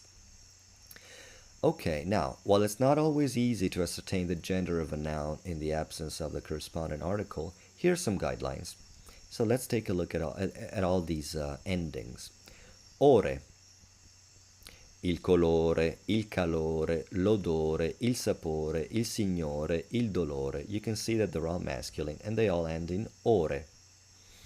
However, note here there's an asterisk. You will really never know if you see the word in and of itself. Take signore. You see the word signore, right? And you won't know if it's the plural of signora. Or in other words, when you see a word that ends in ora, you don't know if it's a plural of a feminine noun that ends in ora, or if it's its own masculine noun ending in ore. So, in the case of a feminine noun, you have signora, signore, meaning the lady, the ladies. And it just so happens that you have a very similar word in the masculine. Signore means gentleman, and the plural is signori. So anyway, what's the giveaway? The article. The moment you see le signore, you know that word to be a feminine plural. And then iere, we've seen, bicchiere, infermiere, etc. Again, when it refers to a person, like nurse, you can make it feminine. But the word for glass, glass meaning the drinking glass, il bicchiere, there's no feminine. Bicchiere is just a masculine noun, although there's nothing masculine to a drinking glass. Il bicchiere. When you see a, well, not whenever you see a noun ending in ma, because mamma is feminine. What's more feminine than mamma, meaning mom? But some of them do end in ma, but they're masculine, and typically of Greek origin. Problema, dilemma, emblema, sistema, programma, tema, teorema, aphorisma, idioma, and many more. They require il or lo or l apostrophe, so any masculine article. Ame, ime, and ume are always masculine. Fogliame, ciarpame, catrame, mangime, concime, lume, fiume, acume, barlume. Foreign words tend to be masculine. Il bar, il web, lo sport, il nord, il sud, l'est, l'ovest, il tram, lo strudel, il cancan. Conversely, feminine nouns are these. When you see zione, gione, and zione, you can be sure it's feminine. Azione, funzione, porzione, ragione, prigione, carnagione, visione, televisione, divisione, etc. If a word ends in ta or tu, it's feminine. La realtà, la verità, la civiltà, la virtù, la servitù. And words ending in udine. Magnitudine, longitudine, latitudine, abitudine, incudine. So let's take a look at the gender and number concordance. A lot of my students would say something like, lesson is lezione, right? And already they get confused because lezione, they're so used to the plethora of feminine nouns ending in a, making their plural in e. Gatta, gatte, la bambina, le bambine, la ragazza, la ragazza. So when they say lezione, their mental chip goes into feminine plural. And so if they want to say these lessons are, or the lessons are beautiful, they say le lezioni sono belle. But that's not correct, because lezione is a singular. You have to turn it into lezioni. Of course, we're going to see this right after this unit. But I want you to know that you don't match the ending of a word or an adjective. You have to match the gender and the number. Once you ascertain a word is feminine and it's singular, the article should be feminine singular. Any adjective should be feminine and singular. So let's take a look at this list I've made. Una casa nuova. That's easy. They're all feminine in a. A. Una casa nuova. Le case vecchie. Same deal. Un uomo italiano. All masculine in o. Una donna americana. So these are easy. You can match the ending and the gender and number, and you'd be doing fine. Now, l'insegnante giovane is a case of a noun ending in e and an adjective ending in e, giovane, meaning you will never find giovano or giovana. Giovane is basically, here, there are two categories, two grids, as I call them. There is the O. There's more stuff here. Okay, so there is the O goes to E. O goes to E. And then it's got its equivalent, A, that goes to E, right? We've seen that. Gatto, gatti, gatta, gatte. So let's say nero means black. It fits into this group. Nero, neri, nera, nere. You want to say black cat, gatto, nero. You want to say black cats, gatti, neri. Yes, you do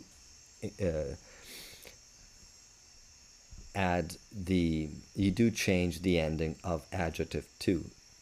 In English you say black cat, black cats. In Italian it's as if you said black's cats.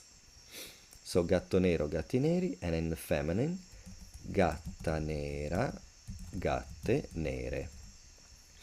But because both the noun gatto and the adjective nero belong to that category, there's a second group where it only goes from e to e, meaning it doesn't have any feminine or singular. It only has a in the singular, any masculine or feminine. It only goes e in the singular and e in the plural.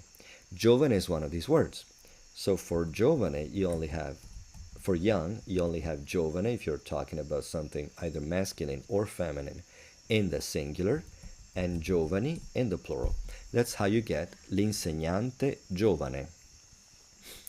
Un insegnante entusiasta. Okay, this one I threw in to show that some adjectives are also temperamental this way. Entusiasta is just entusiasta, whether it's masculine or feminine. How do you know that it's masculine? Because there's no apostrophe here. So we're talking about a male teacher who is enthusiastic. And we say entusiasta, not entusiasto. But this is a very exceptional adjective, or say word. Un signore inglese. E. Masculine singular, masculine singular. Le signore inglesi. This is plural, and this is feminine plural. Atleti francesi, degli atleti francesi. Un poeta triste. Poeta is masculine in a, but the word for triste ends in e, so it doesn't have masculine or feminine. It's just triste in the singular. That's your only option. Un poeta triste. Una lezione fantastica ma difficile. So as you get more and more proficient with your Italian, you'll be saying more and more complex sentences, and at every word, you need to keep in mind, am I saying it, given that you're thinking of the word lezione, which is feminine, and one of them, so everything has to be feminine singular. You should think, am I saying fantastic in the feminine singular way? Am I saying difficult in the feminine singular way?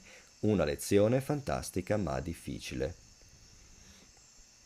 Un pastore belga, as we saw in the first lesson, belga means Belgian. It's masculine in a, belga. Un insegnante povero ma felice. Un'insegnante ricca ma infelice, etc. Il monarca inglese è basso, la mano chiusa e inerte, le notti lunghe e noiose.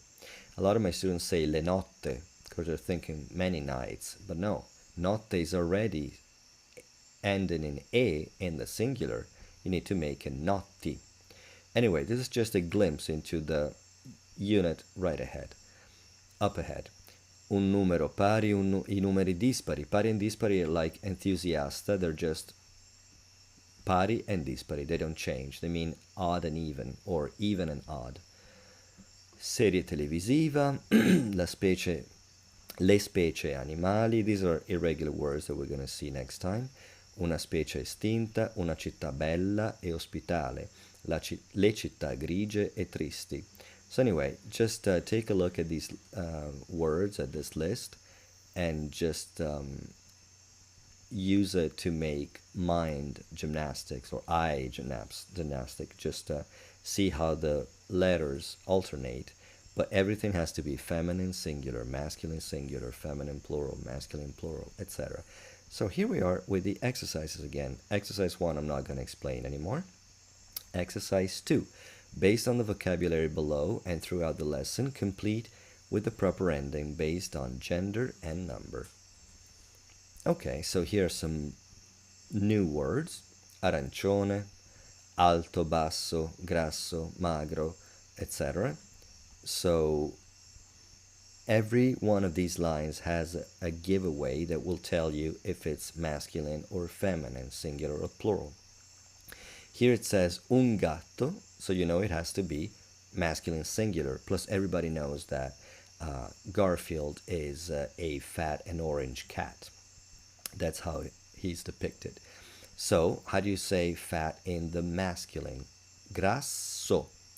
How do you say orange in the masculine? You look for the word arancione. It ends in e, so it doesn't have masculine or feminine. It's only arancione.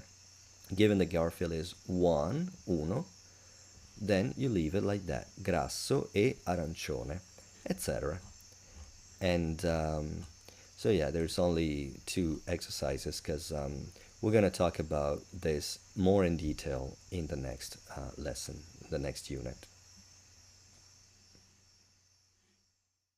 Okay, so we're going to talk about the plural this time. You may wonder, well, I know all there is to know about the plural. Bambino, bambini, bambina, bambine. Okay, well, we're going to learn it systematically this time, and a bunch of exceptions too. Okay, so we can see at a glance that I, so I, is your go-to vowel, your go-to ending for a bunch of nouns, masculine nouns in o, e, a, as well as feminine in e. Remember that we have both masculine and feminine nouns that end in e. So, il gatto, i gatti, il cane, i cani, il poeta, i poeti, l'orso, gli orsi, lo stile, gli stili, l'atleta, gli atleti, la notte, le notti, l'ape, le api. So, you can see that I goes for most nouns. For feminine nouns in a, you go to e, la gatta, le gatte, l'ora, le ore. Now we're going to look at the fun stuff. Ko, go, ka, ga, when preceded by a stressed vowel, need an H to retain that sound. K, g, right? Il parco, i parchi, il monarca, i monarchi, il mago, i maghi, il collega, i colleghi, l'amica, le amiche, la riga, le righe. Right? That is clear. if you want to retain, given the word parco, right? You recognize that park is pretty much the stem of the word with the ending o that you replace typically with an I, but that gives you parci. So to retain the identity of the word so that you don't mistake it for another word, parco goes to parchi. But there are exceptions. L'amico, gli amici, il nemico, i nemici. Then there is the flip side of the same rule. When the stress does not fall on the second to last syllable, syllables are counted from the end. So 1, 2, 3, third to last syllable. This happens to be pronounced manico. If it was manico, you would go maniki. But because it's manico, so the syllable is removed from the one right before the ending, it does change from co to chi. So much for not losing the identity of the word. But it makes sense because a word that has the stress on the third to last syllable, it has to have at least 3 syllables. So there's more to it. From parco, if you make it parci, it's already, out of those 3 consonants, one already changes in sound. But manico, manici. Asparago, asparagi. And still there are so many exceptions. I only put 3 here. Il carico, i carichi. Il pizzico, i pizzichi. L'obbligo, gli obblighi. Now, how does this rule really come to life? Well, you'll see that there are a lot of adjectives that do behave like this. Say, elastico, plastico, elettrico, so many, idraulico, automatico, pratico, fantastico, etc., right? Fantastico. Should you want to refer to something masculine plural, all these adjectives and so many that sound like them go from co to chi. So you want to say, I don't know, what's automatico? So sistema automatico becomes sistemi automatici. It will come like second nature, but you need to know this rule and put it into practice. Conversely, we have other words such as antico. Antico means ancient. So if you want to say, I don't know, monumento, you'll never guess what this word means, right? Monumento antico. The plural is monumenti antichi. Why? Because the accent in the word antico falls on the second to last syllable. If it was antico, chances are that you would say antici, but that's not the case. Okay, so point 5. Words ending in logo make their plural in logi if referring to inanimate things, and in logi when referring to people, because why not? Okay, so il dialogo, i dialoghi, it's inanimate, right? Il monologo, il catalogo, il decalogo, it all makes decaloghi, cataloghi, etc. Notice that the accent never falls on this ending, logo, logi. It's always the syllable before. When it applies to people, lo psicologo, gli psicologi, l'astrologo, gli astrologi. By the way, say gli psicologi 3 times fast. Lo psicologo, gli psicologi, l'astrologo, gli astrologi, il dietologo, i dietologi, l'antropologo, gli antropologi, etc. Then just like in English you have child, children, ox, oxen, etc., we have a few nouns like that. L'uomo becomes gli uomini, il bue, i buoi, il dio, gli dei, il tempio, i templi, la mano, le mani, l'ala, le ali, l'arma, le armi, il belga, i belgi. That's in modern Italian. Some of them were not quite an exception up until a few centuries ago. Some nouns, and that's the funnest part, are masculine in the singular and feminine in the plural ending in a. What? Okay, well, think of what's remained in English from Greek. This is a Greek way of inflecting words. Well, in English, you still say phenomenon, phenomena, criterion, criteria, bacteria. Many people don't know it's plural. So we got something similar. L'uovo, le uova. You can see how common these words are. So it's not like I'm going for some abstruse word that you may go all your life without. Sorry.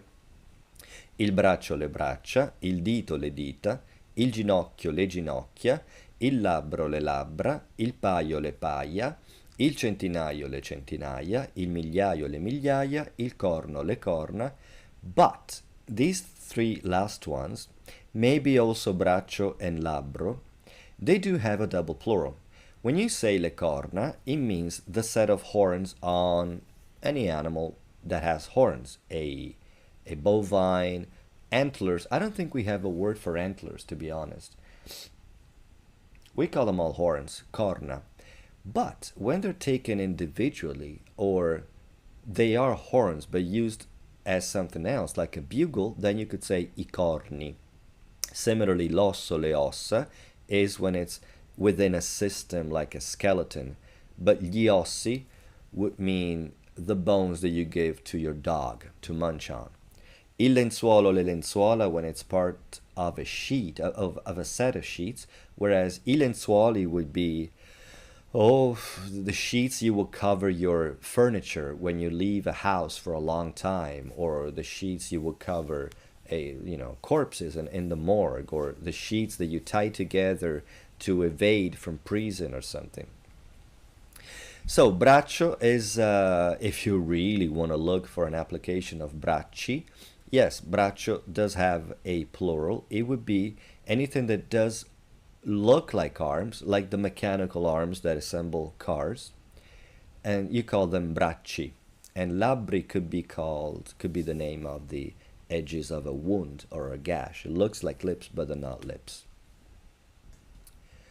Okay, moving on. Point 8. The endings cha and ja turn into che, je, when preceded by a consonant and the I is not stressed. What does it mean? That words such as arancia or franja, you can see there's an N before this ending, so it's a consonant. And in the plural, you don't need to put an I or to leave the I. CIA doesn't go to CIE, it just goes to CE. However, when you have, what does this rule also imply? That when there is a vowel, so let me clear here and write you a few words. So, fascia. Fascia means band. There's a consonant before, so you drop the I, fasce. Valigia means suitcase. There's a vowel, and it retains, valigie. Now, I very recently learned that with the word ciliegia, meaning cherry, I said ciliegia. Okay.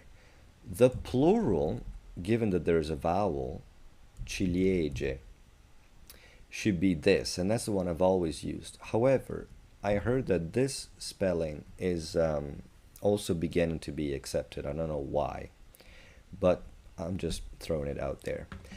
Okay, so cha, ja goes to che, je without the I when preceded by a consonant.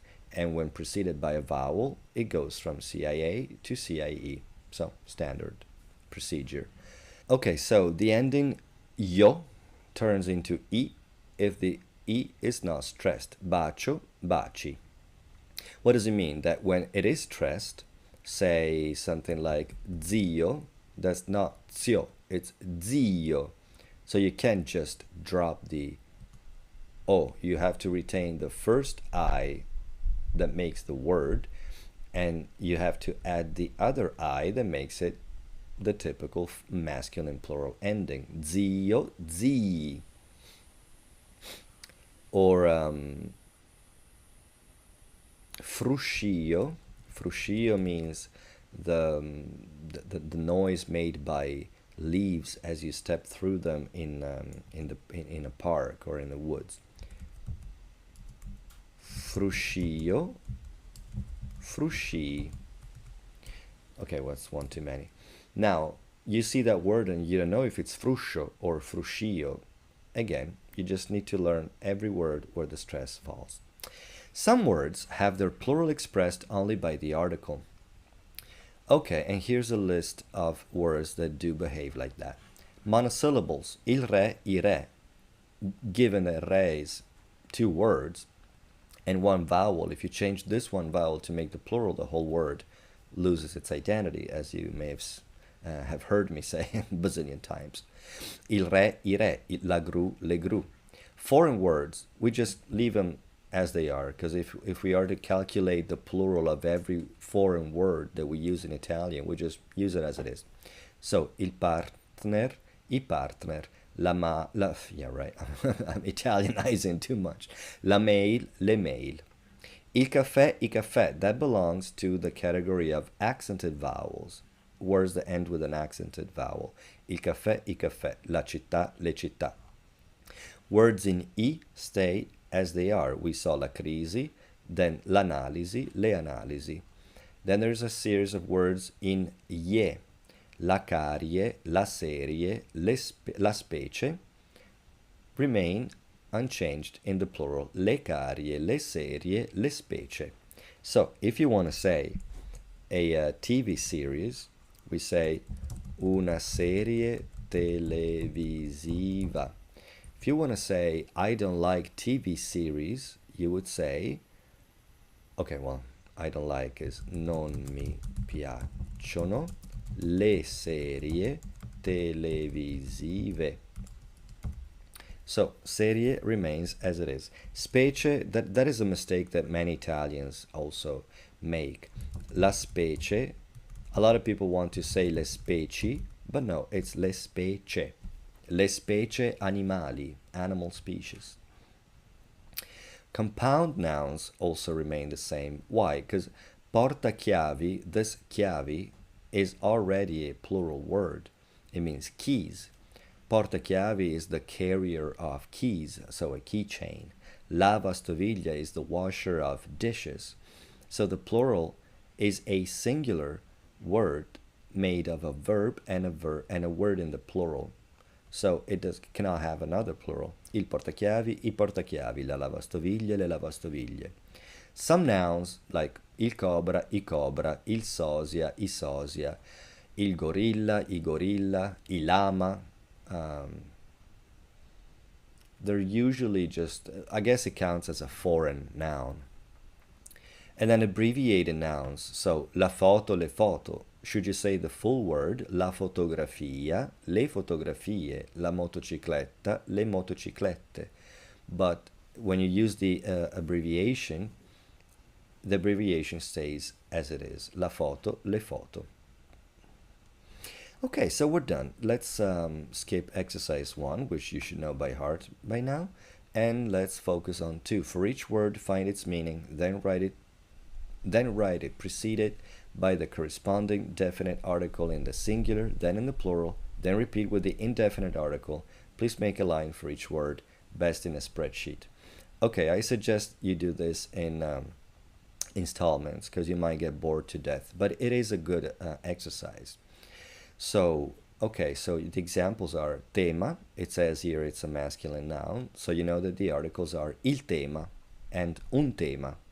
Or if you want to go definite first and indefinite first, il tema, I temi, un tema, dei temi. So you remember that there are masculine nouns that end in a. Canzone, la canzone, le canzoni, una canzone, delle canzoni. Remember that the plural indefinite article mirrors the plural definite articles, just preceded by de. And sometimes you just double the consonant. Etc. Some of them we've seen are masculine or feminine. Artista, you don't know if it's a male or a female. If it is a man, l'artista, gli artisti, or l'artista, le artiste. And then the indefinite one would become un artista or un artista. Sounds exactly the same, you just need to put the apostrophe. Degli artisti, delle artiste, etc., etc., etc. So that closes the unit on the plural. We're just going to see colors and numbers next, and then we're ready to talk. Okay, from the beginning of the next module, you'll be already able to describe the world around you. And for that, I think it would be handy for you to know all the colors and the numbers. Let's take a look at the colors first. All colors are masculine.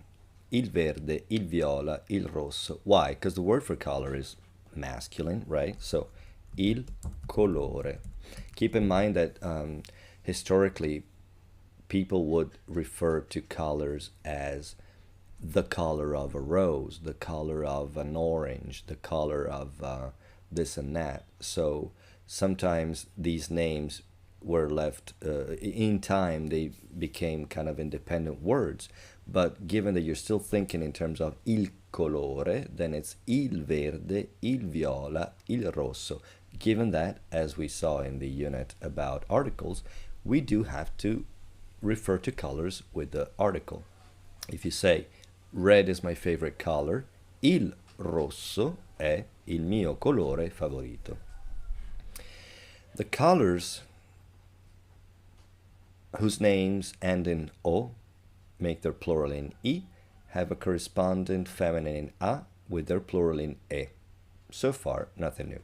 Colors ending in E are unisex and have their plural in I. So far, nothing new.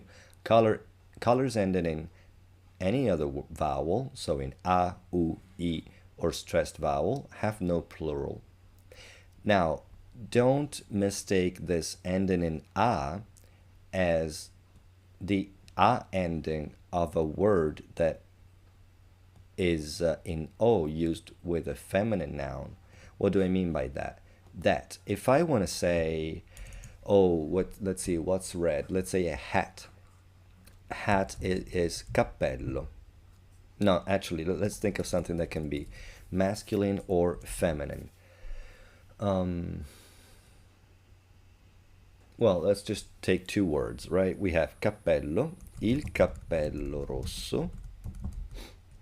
If you want to talk about something feminine, like a shirt, la camicia rossa. So you might think, well, that's a color ending in A. But no, it ends in A when it gets inflected in relation to a word that is feminine.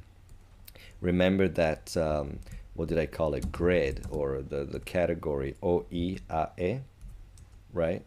If you have a word that is by default ending in O, such as the color rosso, bianco, azzurro, nero, then you know it goes nero, neri, nera, nere, given the noun it relates to. Gatto nero, gatti neri, gatta nera, gatte nere. What I'm talking about is colors such as viola or rosa, meaning the color of a violet, the color of a rose. So because of that, you just use the name of the flower itself. So, il cappello, should the hat be purple, you would say il cappello viola. And la camicia viola, okay, it's feminine in A, you wouldn't notice much of anything. But should it be plural, le camicie, again, viola, because it doesn't change. So, viola, rosa, what did I say? So blue, beige, foreign nouns, foreign names of colors, they all stay the same. So let's analyze together these colors. First of all, let's see the names of the colors. Viola, rosa, rosso. Pay attention to these ones because they tend to be mistaken a lot. A lot of my students freak out because they cannot. All right, well, I'll say it. Rosa, open O, voiced S, Z, rosa. Rosso, closed O, double S, therefore it has to be voiceless. We saw in that unit that double S is always voiceless. Rosa, rosso. You want to say a pink and red hat, or the pink and red hat, you would say il cappello rosa e rosso. Should we make it plural? Le camicie rosa stays the same. e rosse. So I always wash the pink and red shirts together. Le camicia rosa e rosse, right? Viola, rosa, rosso, arancione, giallo, bianco, verde, azzurro, blu, nero, grigio, marrone, brown, dorato, that's supposed to be golden, argentato, silver, trasparente, you never guess what it means, but there is no N, so please don't say it. Trasparente. Chiaro means bright, scuro means dark.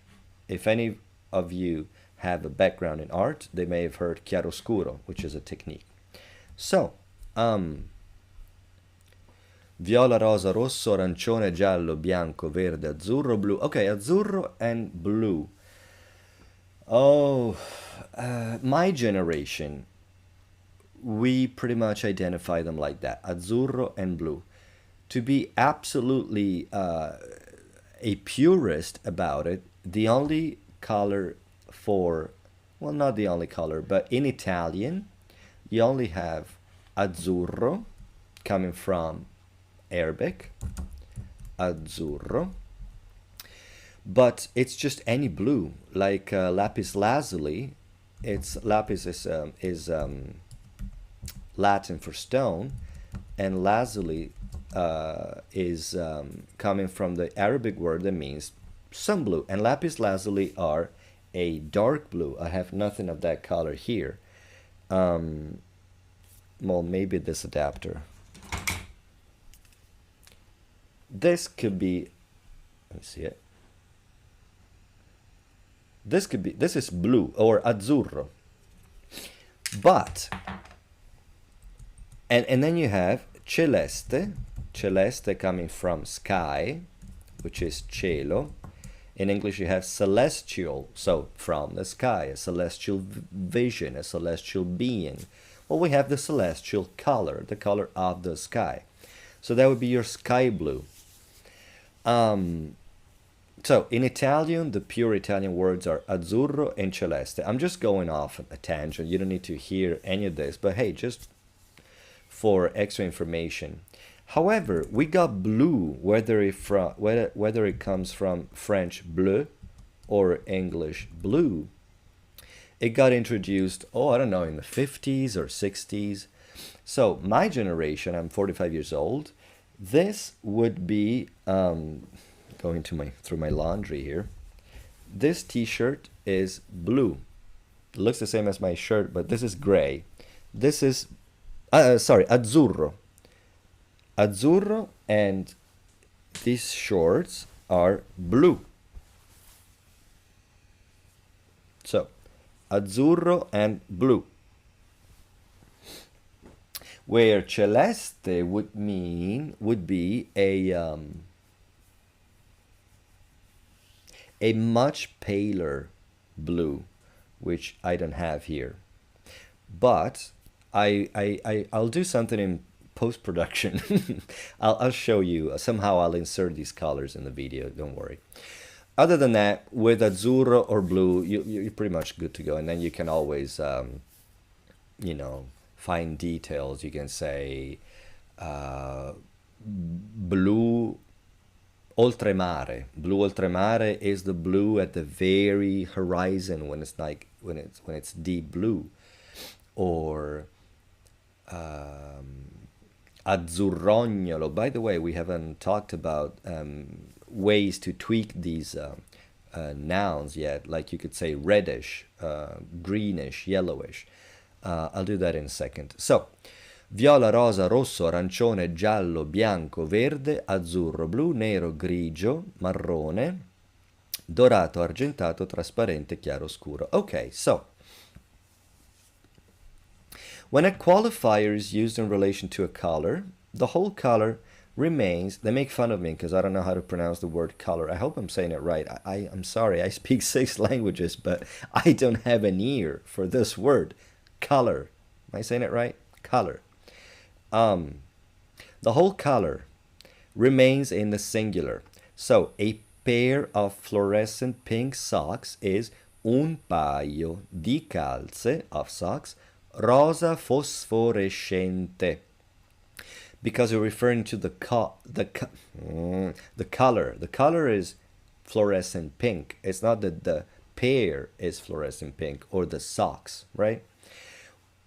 Military green hats, cappelli, we saw cappello before, verde militare, meaning cappelli of a color that's called verde militare. If you say cappelli verdi militari, it means that the hats are military hats, which means nothing. Or in this case, it wouldn't mean much. Now, numbers. Okay, now let's go into these endings. There are a lot, but let me think. For viola, you could go violaceo, and they all mean ish, right? Purplish, etc. Violaceo, violetto.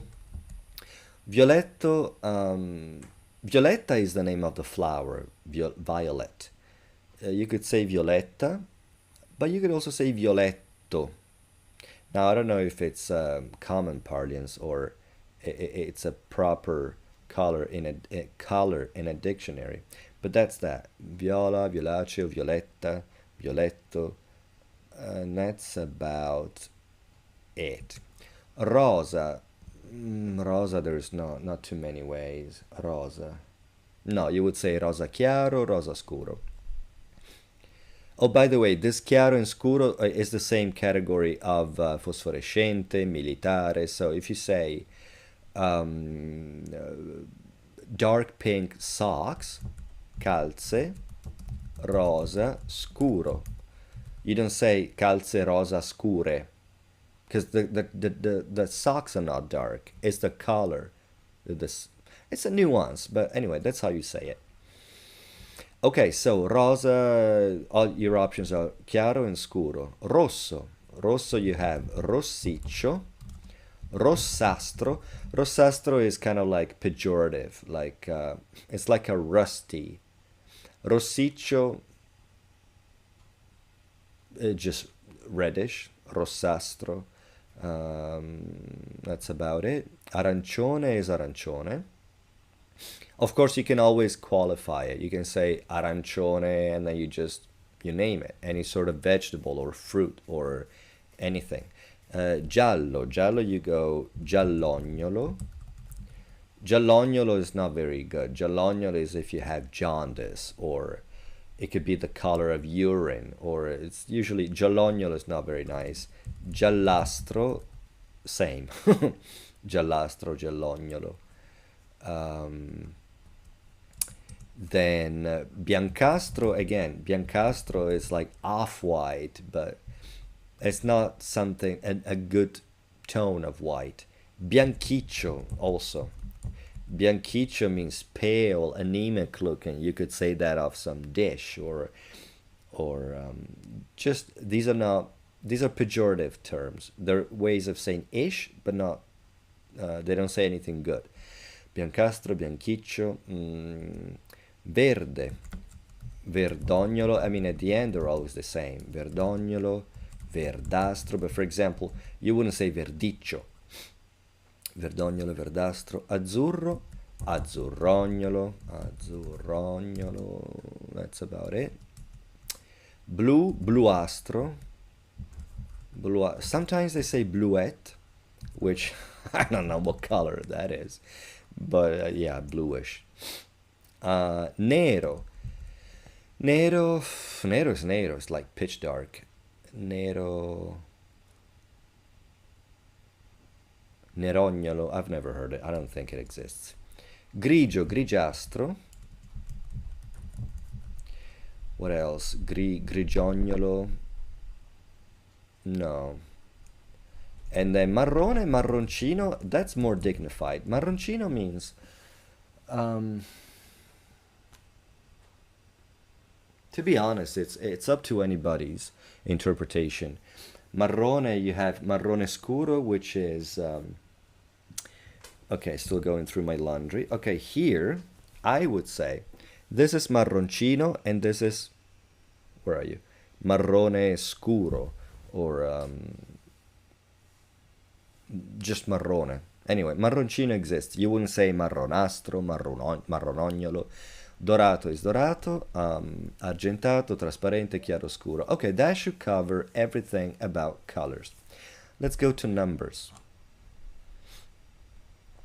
Well, it's just about me saying them, right? Uno, due, tre, quattro. Okay, let me use proper diction.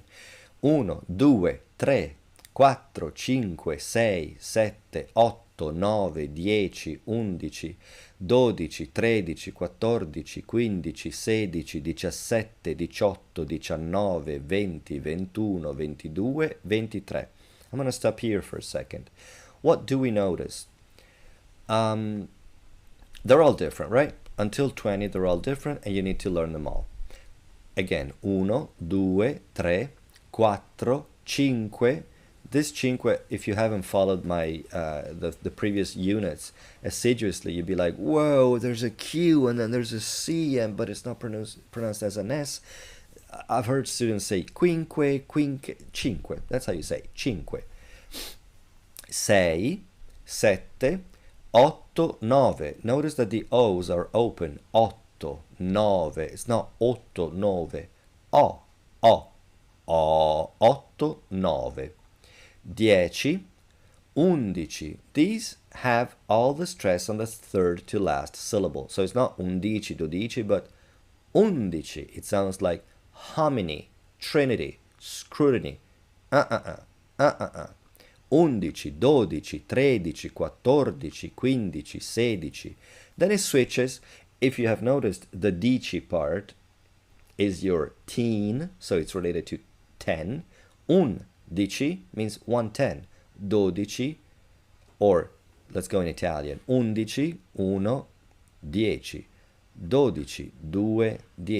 13, 14. But then it switches. 17, it puts the 10 part before, and then the other one. 10, 7, 17, 18, 19, 20. All right, you memorize these first 20 numbers, and you're pretty much good to go. You can go to infinity. If you learn the other 10s, so 30, 40, 50, we'll get there. Now, from 20 on, it's just like in English. You put one after the other. So, you want to say 22, 20, 2. No hyphen, nothing required. So, 23 I left to remind you that the accent has to be put, and it's the acute accent, the one that goes up to the right, but I don't know if you, I never had to spell out a number for a long time. And then 24, 25, 26, 27. Notice that the ones and the eights merge. So you don't say 21, but 21. You don't say 28, but 28. And that applies to all the other tens, which are 30, 40, 50, 60, 70, 80, 90. And then 100 means 100. Okay, so let's say 84, 80, 4. Let's say 58, 50, 8. It gets merged. 58. I'll write it here in case it wasn't clear. 58. 31, 30, 1. It gets merged. 31. 31. So remember, your 8s and your 1s are merged within the same word. Okay, so now you can count until 100, right? What if you want to say 150, 175? Well, you don't say 100 and you don't say and. You really just put them all together. 100.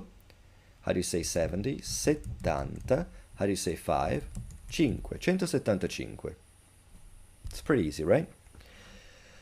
So, 200, 300, 400, 500, 600, 700, 800, 900.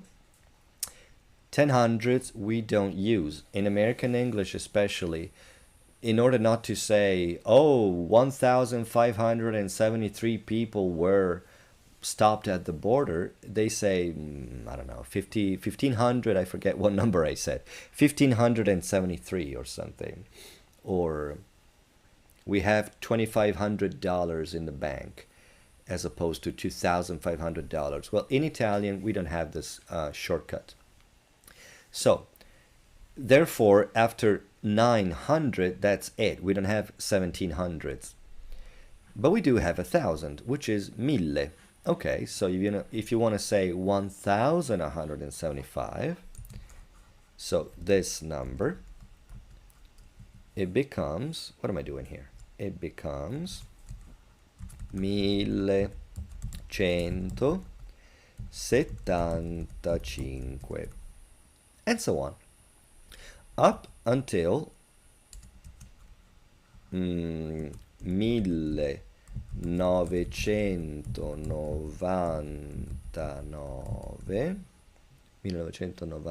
right? After which you have 2000. So, the plural of mille is mila. Again, comes through Latin, which took it from Greek, make the plural with a. So, 2000, the year I'm currently recording this is 2020, right? So we don't say 2020, we say 2020. 2020. Next year, 2021. Okay, so now you can count up until, of course, with the hundreds of thousands, it's the same. So 999,999, 999,999, after which you get 1 milione, 1 million. 1,000 of them make 1 miliardo. Okay, now we're going to talk about ordinal numeral adjectives, which are nothing other than first, second, third, right? And they just correspond. Primo, secondo, terzo, quarto, quinto, sesto, settimo, ottavo, nono, decimo, undicesimo. And you'll be delighted to hear that from 11 on, you just remove the last vowel, letter, and attach esimo. So, dodici, remove the I, dodicesimo, tredicesimo, quattordicesimo, quindicesimo, sedicesimo, diciassettesimo, all the way into infinity, keeping in mind that with tre and sei, you don't remove it. So, ventitreesimo, ventiseiesimo, etc. Now, we have another word, which is an adjective, ennesimo, which means nth, you know. Te lo dico per l'ennesima volta. I'm telling you for the nth time. It's a mathematical term that is quite common in Italian. I've never heard it in English much, unless they're really talking, you know, in mathematical terms, the nth power or something. Then you have words that are not numbers. They express quantities. You could say they refer to numbers, but they are also approximate, right? A pair. If I say, give me a pair of napkins, give me a pair of paper towels, you could give me 3, 5, 4, or a couple, right? Un paio di giorni. Di giorni means of days. Un paio di... What's going on? I'm not liking this keyboard. Un paio di giorni. Un paio di giorni means... Oh, gosh. Un paio di giorni means a pair of days, so a couple of days. However, when it comes to, say, pairs of shoes, I bought 2 pairs of shoes. You may notice, paio is one of those funny Greek words. So, 2 pairs of shoes, due paia di scarpe. Decina is a 10, so una decina di giorni would mean around 10 days. If you come back to work after 11 days, nobody will say, hey, you said 10. I didn't say 10. I said una decina. Una decina. Una dozzina is a dozen. una quindicina, una ventina, una trentina, una quarantina, and so on. So, una quindicina is usually used with days. Una quindicina di giorni means around 2 weeks, right? In British English, they have a fortnight. Una ventina, now from 20 on, they can be used for ages. Like, Sergio is a man in his 40s. Sergio è un uomo sulla quarantina. It means on the quarantina. So that's how, or you could say una donna sulla trentina.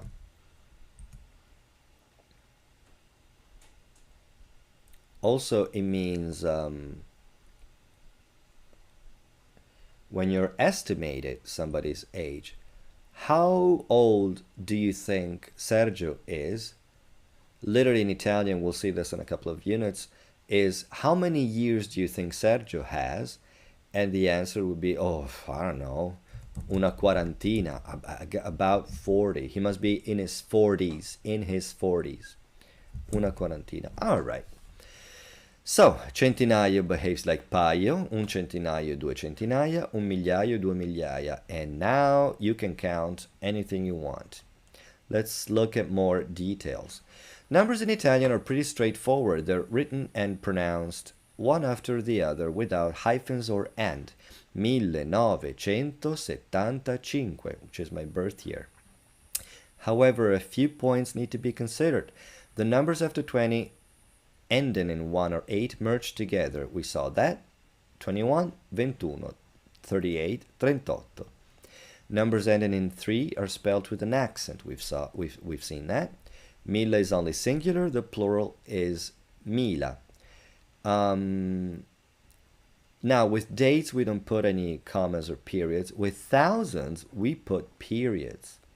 And we use commas for decimals. So that's important. We say 10,5 centimeters or centimeters. 10,5 centimetri. That's how you say comma, virgola. Percentages are always used with the article. Il 50% della popolazione, 50% of the population. Ordinal numbers are 10. No, ordinals after 10 are formed replacing the final letter. Okay, we saw that one, right? Esimo, esimo, esimo, unless it's treesimo and seiesimo. The words in the third column are not exactly numbers, but words that refer to a quantity, much like pair or dozen. Un uomo sulla quarantina, a man in his 40s. Oh, here's an important thing. It's about spoken Italian. Un bambino di 11 anni. Did you hear how I said it? It's not, oh, un bambino di 11 anni. Because the phenomenon is the same, right? CIA. Remember that in CIA, CIO, or in cha, cho, chu, the letter I serves only as a softener. You don't say chia, chio, chiu. So when you say 11 anni, and people talk about ages and their own ages and their children's ages all the time, so anni is a very common word to follow a number. So it gets kind of merged, or some parts are shaved off quite commonly. So 11 anni, 11 anni, 11 anni, 11 anni, it becomes 11 anni. And this is spoken Italian, right? You should not write 11 anni like that. But if you see this, that's how you pronounce it, 11 anni. Same with where ages, we're talking about numbers that are referring to ages. Un ragazzo di 21 anni, a 21-year-old guy. Literally a guy of 21 years. Un ragazzo di 21 anni. You don't say 21 anni. Una donna di 30 anni. With the tens and numbers in 8, so 30, 40, 50, etc., and numbers ending in 8, you use the apostrophe. Una donna di 30 anni. Now, this is written. una donna di 30 anni, un ragazzo di 18 anni. Now, you could say 18 anni, it's not the end of the world, but it's very, very common. 21 anni, you have to drop the O. Okay, exercises. Translate into English. Una gatta bianca. How do you say that? Well, from Italian to English is pretty easy, right? I don't need to explain this. And making use of O, which is how you pronounce it. It's not O, it's not ho, it's O, which means I have, and which means is, which we've seen in the very first unit about the alphabet. Write as many sentences as you can, because now you can write about colors, you can write about numbers, you can say what you have and what is. So examples: ho una casa nuova, il gatto è arancione. Tiny sentences, but make them correct. Match your genders and numbers. And next time, or in the next module, we're gonna start talking. We're gonna learn how to say there is, there are, and then just how adjectives behave, and then we're gonna venture into the full conjugation of essere, which means to be, and avere, which means to have. So all kinds of fun times ahead. This has been a blast for me. I hope you've learned a lot. I realize it's very tedious. It was very, down to the base bricks of this. But if you stick to it and you can, if you commit to learning very nicely everything there is to know about gender, plural, articles, from now on we can just soar and just start talking like there's no tomorrow. All right, see you on the other side. Thank you. Okay, welcome back to Module 2, if you bought the whole module, or if you're coming from Module 1. Otherwise, this is Unit 6, and it's about how you say there is, there are in Italian. Let's get right into it. So you can see that there is a direct correspondence. There is, c'è. There are, ci sono. It doesn't sound like there is a direct correspondence because c'è is actually the contraction of ci è. So you're really saying ci è, ci sono, there is, there are. However, ci in and of itself doesn't mean there. We saw how you say there in the first unit about the alphabet with accents and everything. So la means there, li, la, they both mean there, but ci can refer to la in meaning. We'll see this in the future. So let's start. Just like in English, there is a form for the singular, c'è, and one for the plural, ci sono. While ci doesn't mean there per se, it does have that meaning in this expression. È means is, and sono, which means are forms of the verb essere, which is to be. When not occurring after ci, they mean he, she, it is, and they are. The subject pronoun he, she, it, they is not expressed. So what this all means is that è in and of itself means is, but also it is, he is, like chi è. Chi è means who is, meaning who is it. We'll see this when we talk about verbs, how the subject pronoun is not necessary. For now, just know this. All right, so c'è un uomo alla porta, there is a man at the door. Ci sono novità, are there any news? Note how c'è and ci sono can mean there is, there are, but also is there, are there. In other words, and this is true of any verb and in Italian in general, we don't do the inversion. In English you say subject-verb you use subject-verb for statements and verb-subject for questions. He is, let's say, he is American. Is he American? In Italian you just say è americano. È americano, so the intonation is all you have to express the difference. Okay, so non c'è molto tempo, there isn't much time. Non ci sono abbastanza sponsor, there aren't enough sponsors. In Italian, there's no difference between there is such and such is there, unless there means over there. So if you want to say, is Marco there? You're actually saying, is there Marco? C'è Marco? No, non c'è. Literally, no, there isn't. but really it means no, he's not there. What I meant above is that if you want to say, is Marco there, as opposed to over there instead of over here or any other place, then you would say Marco è là, Marco is there. No, non è là, è qua. No, he's not there, he's here. Otherwise, when you want to use there in the, say, phrase there is, it's c'è, ci sono.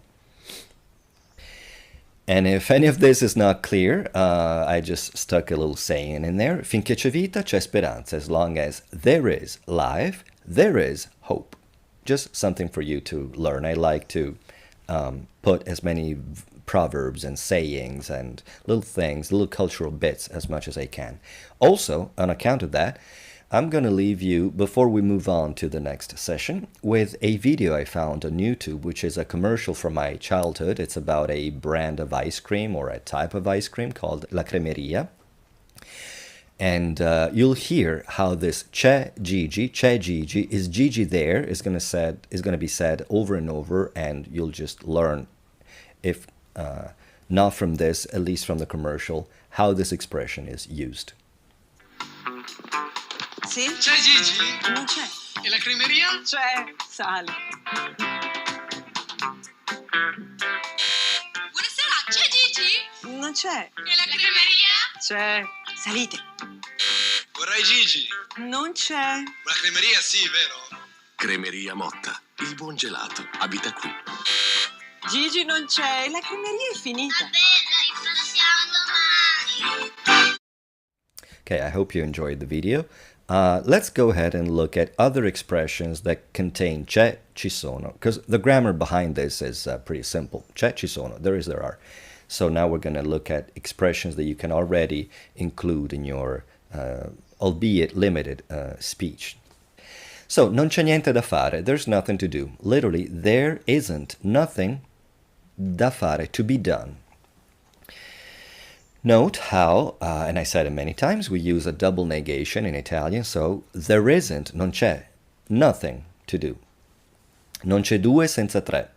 There is no two without three. One more thing to notice. In English you would say there is no. In Italian there's no way of saying something positive and then make it negative. You have to start from the negative. So there isn't. Even if you end up using a double negation, there isn't no two without three. Although in this case you're saying there isn't two without three. And what that means is that, I don't know, if you're trying to be pessimistic about something, you're pursuing something and two things go wrong, you're like, well, I bet you the third thing is also going to go wrong. Or it means that if you get the same outcome twice, you can be sure that you're going to get it a third time. Non c'è trippa per gatti. This expression has an interesting story behind, different versions as to how it came to be, but it means there's no tripe for cats. So what you've come hoping to get is not there. You're not going to get what you want. Non ci sono santi che tengano. There are no saints that can prevent this. C'è poco da ridere. Literally that means there is little to laugh. So there is little to laugh about. There's nothing to laugh about. C'è il sole, c'è vento, c'è la nebbia. This is important because in English, when you talk about the weather, you only have it is. It is sunny, it is raining, it is cold. Whereas in Italian, and we're going to see this in a couple of lessons, there's a lesson right about ways to describe the weather. When it comes to it is sunny, we actually say there is the sun, there is wind, there is fog. Okay, now this is a tricky one. I'm going to do my best to explain it. When c'è is followed by da, it may mean it needs to be done, or it's time to, it comes to, it is about. So, two examples. C'è da riempire un modulo, as opposed to c'è un modulo da riempire sul tavolo. C'è da riempire un modulo means there is a form to fill in, meaning of all the things that need to be done today, say I'm a secretary and I tell my boss, he asks me, what is there to do this morning? There's a form to fill in, there's a phone call to make, there's a business lunch to have, whatever. So it's a list of many things. Among them, there's a form to fill in. C'è da riempire un modulo. So the emphasis is on the c'è da, and then what comes after could be one thing or one item in a very long list. So there's a form to fill in, as in a form needs filling in, among the many things to do. Stress on the need to fill it in. Or let's say the need, well, stress on what the need of the hour is. Compare that to c'è un modulo da riempire. Now the stress is on the form. It could have, now the list could have also been there, as in there is a form to read, fill in, sign, and give back to so-and-so. But it's all about the form. So, c'è un modulo da riempire sul tavolo. There's a form to fill in on the table. The stress is on the form and what it needs. I realize it's a nuance, but I hope you can appreciate it. Now, quando c'è da mangiare, sono sempre in prima fila. When it comes to eating, I'm always front and center. So what you said is, quando c'è da mangiare, when there is to eat, I'm always front and center. So like I said, c'è da, it can also mean it comes to, when it comes to eating, when it is about eating, when it's time to eat, I'm always front and center. And we're straight to the exercises, because this is a short but important lesson. It's very important because in Italian, you cannot talk about anything without expressing its gender and number, without expressing if it's masculine or feminine, singular or plural. So that's why we spend so much effort and lessons on these little bits of speech. But now you can say there is, there are. So all of a sudden, your numbers, your colors, your articles and plurals and all that is going to come to life. All of a sudden, with just one verb, you can say, you can describe the world around you. You can say, there is one pillow on the bed. Of course, I would provide stuff like on the bed, like in this exercise. Let's get right into it. Given the vocabulary below, say how many of each fruit there are in the basket, starting with in questo cesto c'è, in questo cesto ci sono. So in questo cesto means literally in this basket. So use as many colors as you can and numbers, because that's what we've seen. Now, this is the vocabulary. Apple, pera, yeah, right. Apple, mela, pear, pera, kiwi, kiwi, mandarin, mandarino, orange, arancia. So I'll start. I see, what? 1, 2, 3. I see 3 apples. 2 red and 1 green. So I could say, in questo cesto ci sono 3 mele. Or, in questo cesto c'è una mela verde e 2 mele rosse. So that's what I want you to do. Use as many numbers and colors as you can. While practicing, there is, there are. Let's look at exercise 2. Describe the image above by using numbers and colors. Matita means crayon. Matita means pencil. Matita colorata means colored pencil. But anyway, crayon in this case. In questa immagine ci sono 2 matite verde chiaro e una verde scuro. Remember that when you qualify the color by saying bright green, dark green, fluorescent green, military green, then it goes in the singular. It doesn't matter if it's 500 crayons. You would say 2 matite verde chiaro, not 2 matite verdi chiare. Because you're talking about the color, not about the crayon. Should it be 2 matite verdi, that just means 2 green crayons. But, again, you're adding information to the color, so it goes in the singular. I'll do 1. I see 1, 2, I see 2 light blue crayons. So I would say, in questa immagine ci sono 2 matite azzurre. And so on. Given the names of the rooms in a house, describe the imaginary inside of each room. Okay, so that's what I was talking about. I give you the names of the rooms in the house. So let's get right into it. Actually, let me just read the whole thing. Use all the tools available online to find out the names of any item you want to describe. So we don't know lamp, table, but you can figure it out. So you have you have Google Translate, you have all kinds of ways to come up with your own vocabulary.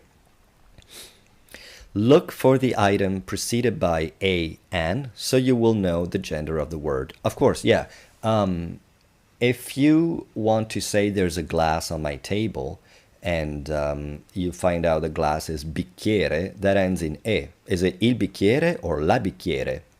So if you look for a glass, then it'll tell you un bicchiere, and you will know that it's a masculine noun in e. So in camera da letto means in the bedroom, in bagno, in the bathroom, in cucina, in the kitchen, etc.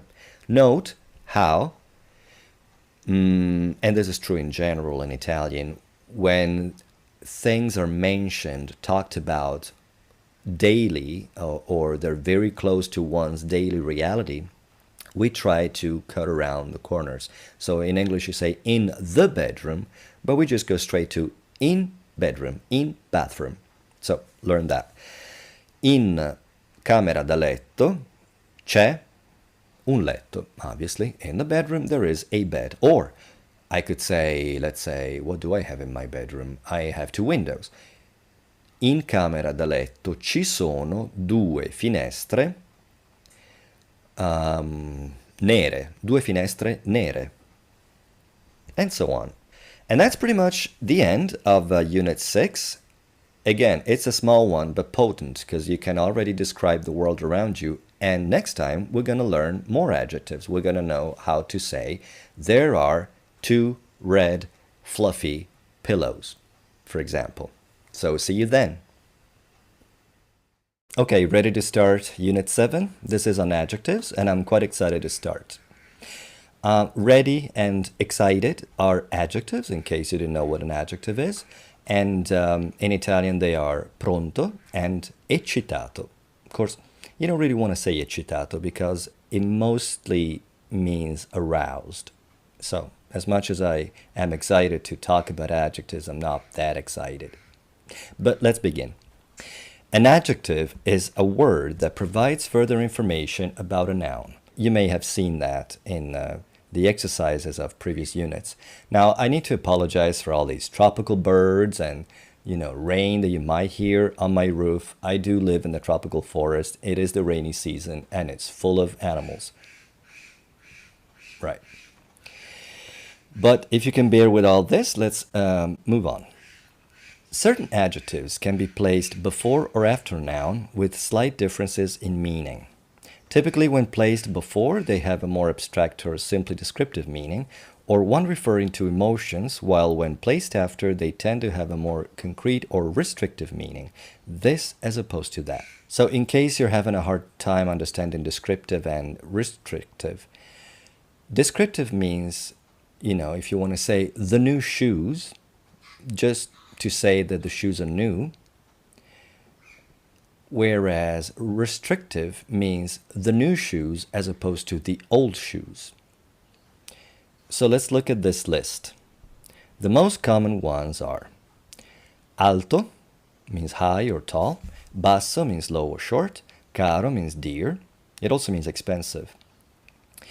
Giovane means young, vecchio means old, nuovo means new, grande, big or great, piccolo, small or little, buono, good, cattivo, bad, bello means handsome or beautiful or nice, brutto means ugly or nasty, certo means certain or sure, grosso is large or thick, diverso means different or diverse or variegated, ricco means rich, and povero means poor. So here are a few examples. Vecchia scuola. Vecchia scuola means, like in English, old school, but it also means my old school in a emotional sense. Oh, my old school, that's the school that I used to go when I was 6. As opposed to scuola vecchia, that means a dilapidated school. It refers more to the building. Un grande monumento is a great monument. Un monumento grande is a large monument. Also, again, keep in mind this distinction between descriptive and restrictive. Un monumento grande, of course, these are like very small phrases outside of a context.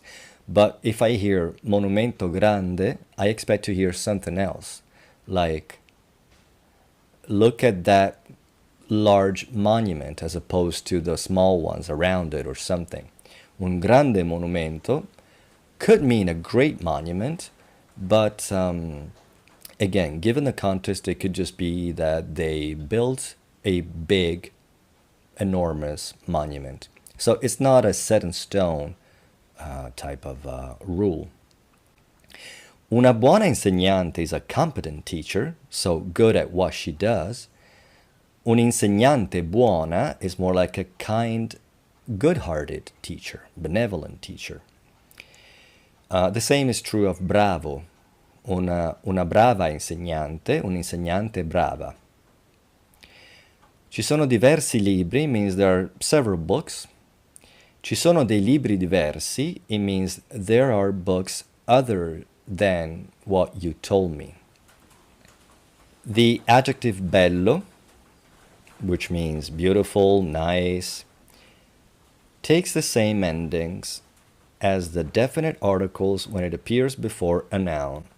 Beats me why, but because of this l sound that it's got at the end, it kind of took the same behavior. So, where you say il libro, of course you got to remember when to use each article. So if you don't remember that, you might want to go back to that unit. But where you say il libro or un libro, you say bel libro. So bello before a noun is not bello anymore. When it's put after, it's always bello. Un libro bello, un uomo bello, uno studente bello, una donna bella, dei libri belli, degli studenti belli, etc., etc. But when it comes before, it behaves like an article. Un bel libro, because you say il libro, bel libro. Whether you say un or il, it just takes the same ending. So, un bel libro, il bel libro. L'uomo takes L apostrophe, so un bell'uomo or il bell'uomo. Lo studente, etc. Lo studente, un bello studente, il bello studente. This is practically no exception. That's how it would have been normally. Same in the feminine, una bella donna. And then the plural again, where it takes I, it takes bei. Gli studenti, dei begli studenti, or I begli studenti, etc. Point number 3. In certain instances, grande, great, may get shortened in the singular when appearing before a noun. Un gran bel film. Now hear how both words, both adjectives have been truncated. That's what it's called. Un gran bel film. You don't say un grande bello film. You also don't say un film grande e bello, because that means a large and beautiful film. It's weird. Again, it expresses an internal reality, your impression on the movie. It's a nice, great movie. It's well, not so easy to convey in English. Un gran bel film. Un grand'uomo. Sometimes you don't truncate it at gran, you leave the D. Grand'uomo. Gran finale. Buono, before a word, has the same endings as un, uno, una. Same thing, because it ends in no, it has this like assonance. I wouldn't know how it developed this way, but bello takes the same endings of illo, la, igli, le. Buono takes the same endings of un, uno, una. Of course, only in the singular, because uno, uno, una, un, uno, una only exists in the singular. So, if you're talking about a good wine and you put buono before wine, you say un buon vino. Un buon vino would mean a wine, this is a good wine, like a good quality wine, whereas, from a good year or something. Un vino buono is, un vino buono. It's not that big of a difference. It's really nuance. You need to read a lot to appreciate the nuance before, between putting these adjectives before or after. Alla buon'ora is a way of saying at long last. It means at the good hour. Okay, so let's move on to adjectives that express quantity. Molto, tanto, parecchio, troppo, poco, tutto, altrettanto, nessuno, alcuno, ciascuno, qualche, ogni, più, meno. So remember that they have to match the nouns they refer to in both gender and number. Gender meaning masculine or feminine, and number meaning singular or plural. So, if it says here that molto means much or many, when you want to say many, you have to say molti or molte. So, let's talk about something that could be masculine or feminine. Gatto. Well, molto gatto means much cat. Let's say molto tempo means a lot of time. Molta pazienza, a lot of patience. Molti gatti, a lot of male cats. Molte gatte, a lot of female cats. Same goes with tanto, tanti, tanta, tante, parecchio, parecchi, etc., etc. Here's a few examples. Alcuni libri di storia, some history books. C'è molto vento, there's a lot of wind. Ci sono molte nuvole, there are many clouds. Ci sono pochi operai, there are few workers. C'è qualche operaio. Now, if you haven't noticed, let's scroll up a little bit. Qualche, ogni, più, and meno are particular. Qualche and ogni, well, ogni means every, so even in English you don't put every with the plural. So ogni is always singular, and I specify this because a lot of my students hear that I sound at the end, and they want to say ogni giorni, to say every day, because, you know, they tend to match the ending instead of reasoning. But no, you don't always match the ending. You just have to know what you're saying. So, ogni means every. It ends in I for whatever reason. But if you want to say every day, and you know the day is giorno, then you say ogni giorno. If it's every evening, ogni sera. Qualche is even more tricky because it means some or any. And in English you can say some days or some day, but qualche only goes with the singular. It's only followed by the singular even if it has a plural meaning. So I'm going on vacation for a few days, you say in English. In Italian you would say per qualche giorno. You want to use the plural, you would say per alcuni giorni, but it's not that common. You would have to know when to say that. Più and meno, respectively meaning more and less, although meno also means fewer, never change. It's always più and meno. So back to the example. Ci sono pochi operai, it means there are few workers as opposed to many workers. C'è qualche operaio means there are a few workers, there are some workers, as opposed to no one. C'è troppo lavoro, there's too much work. Sono tutti bagnati, they're all wet. Tutto il giorno, the whole day. Ogni giorno, every day. Non ho nessuna speranza.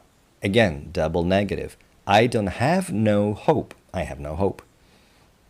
Ci sono altrettanti lati negativi. There are as many negative sides. That's what altrettanto means. As an adjective. Ciascun uomo ha un cane diverso. Each man has a different dog. Più fatti e meno parole. More facts and fewer words. All right. Okay, note that uno, when used as a numeral adjective or as part of an adjective, behaves like an indefinite article. Un, uno, una, that's the indefinite article. And has no plural form. Why? Because uno means one. So, ho una figlia means I have one daughter. It could very well mean I have a daughter. Non c'è nessun problema. Since you say un problema, you say nessun problema. You wouldn't say nessuno problema. Non c'è nessun problema. There is no problem. Ciascuno studente, each student.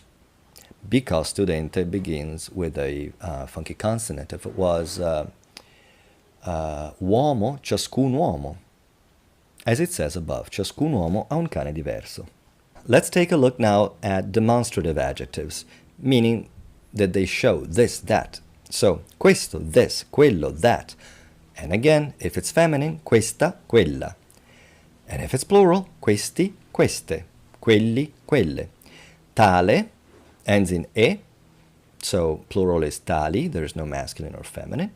Stesso, rarely medesimo, means same. By the way, parecchio, parecchio, medesimo, I put them in for the sake of accuracy and, exhaustiveness, but they're not that used. Parecchio, yeah, the other ones are used. But parecchio and medesimo are very rarely found nowadays. So, quest'anno ci sono molti turisti. This year, there are many tourists. Quella casa è nuova. Con tale violenza, gli stessi ragazzi. Note how questo, questa takes an apostrophe when followed by a noun that begins with a vowel. Okay, more tricky stuff. Just like bello, quello takes the same endings as a definite article. Illo, la, igli, le. Quel cane è nero. Quello studente è americano. Quell'animale è ferito. Quell'ape è piccola. Quella casa è nuova. Quei bambini sono felici. Quegli studenti sono pigri. Quelle pizze sono calde. This you just need to learn, but I mean, it's a matter of assonance. Once you're used to saying I bambini, then you say quei bambini. You don't say quelli bambini. Exclamations and questions are also expressed with adjectives. Che, quale, quanto. Che is, it's got a lot of meanings. Che means that, but in a question or exclamation it means what or which. Quale means which also. Quanto means how much or how many if you say quanti. Again, quanto, quanta, singular. Quanti, quante, plural.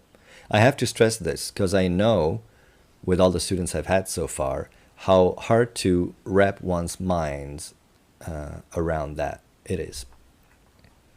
Che sorpresa, what a surprise. Note how in English you say what a surprise, we just say what surprise, che sorpresa. Quale bambino è dislessico? Which child is dyslexic? So, quale means which out of a group, whereas che means what or sometimes which, like if you say che colore, che gusto. All right, suppose you're in Italy, you're about to order an ice cream at an ice cream parlor, and they would say, what flavor? And you say, vanilla and chocolate. They would say, che gusto, not quale gusto. Technically means which flavor, but like in English you would say, what flavor? In that case you would say, che gusto. But when it means specifically which out of many, like in the case of the kid, quale bambino è dislessico? Quante birre? How many beers? So here are some further considerations. An adjective will always match the gender and number of the noun it refers to, no matter where it appears in a sentence, just in case it wasn't clear. La gatta è nera. La gatta nera è Minù. I gatti bianchi e neri sono Greta e Lillo. So, the cat is black. The black cat is Minù.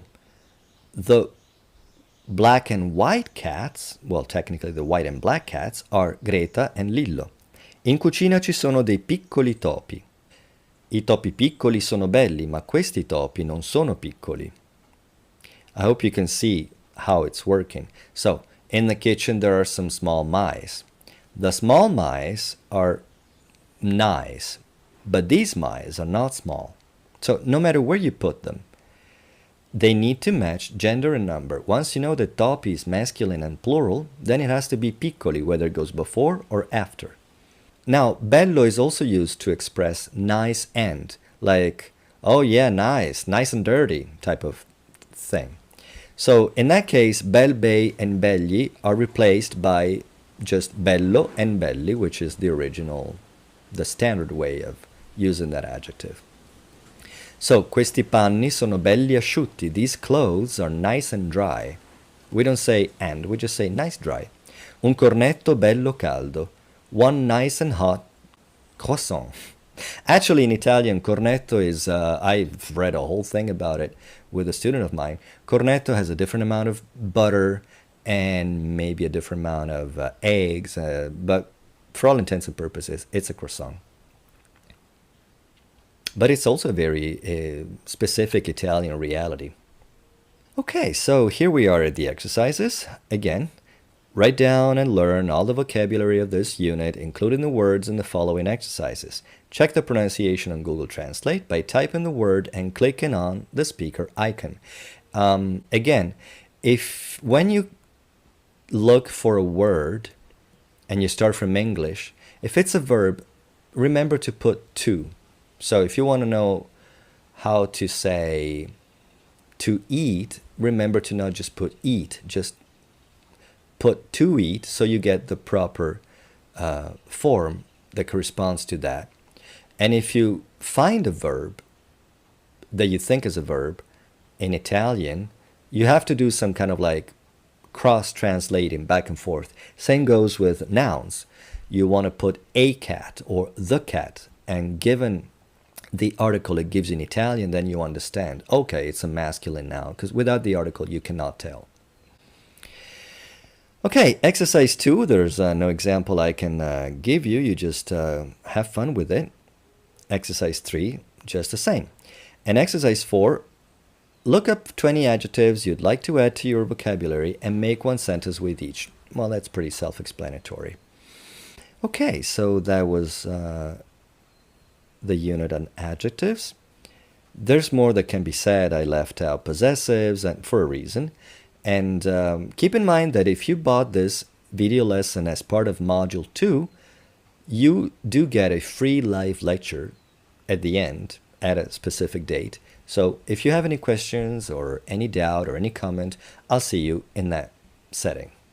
Okay, Unit 8, it's about time, and it's about time we learned how to tell time in Italian. It's easy, but it's not simple. We're going to see why.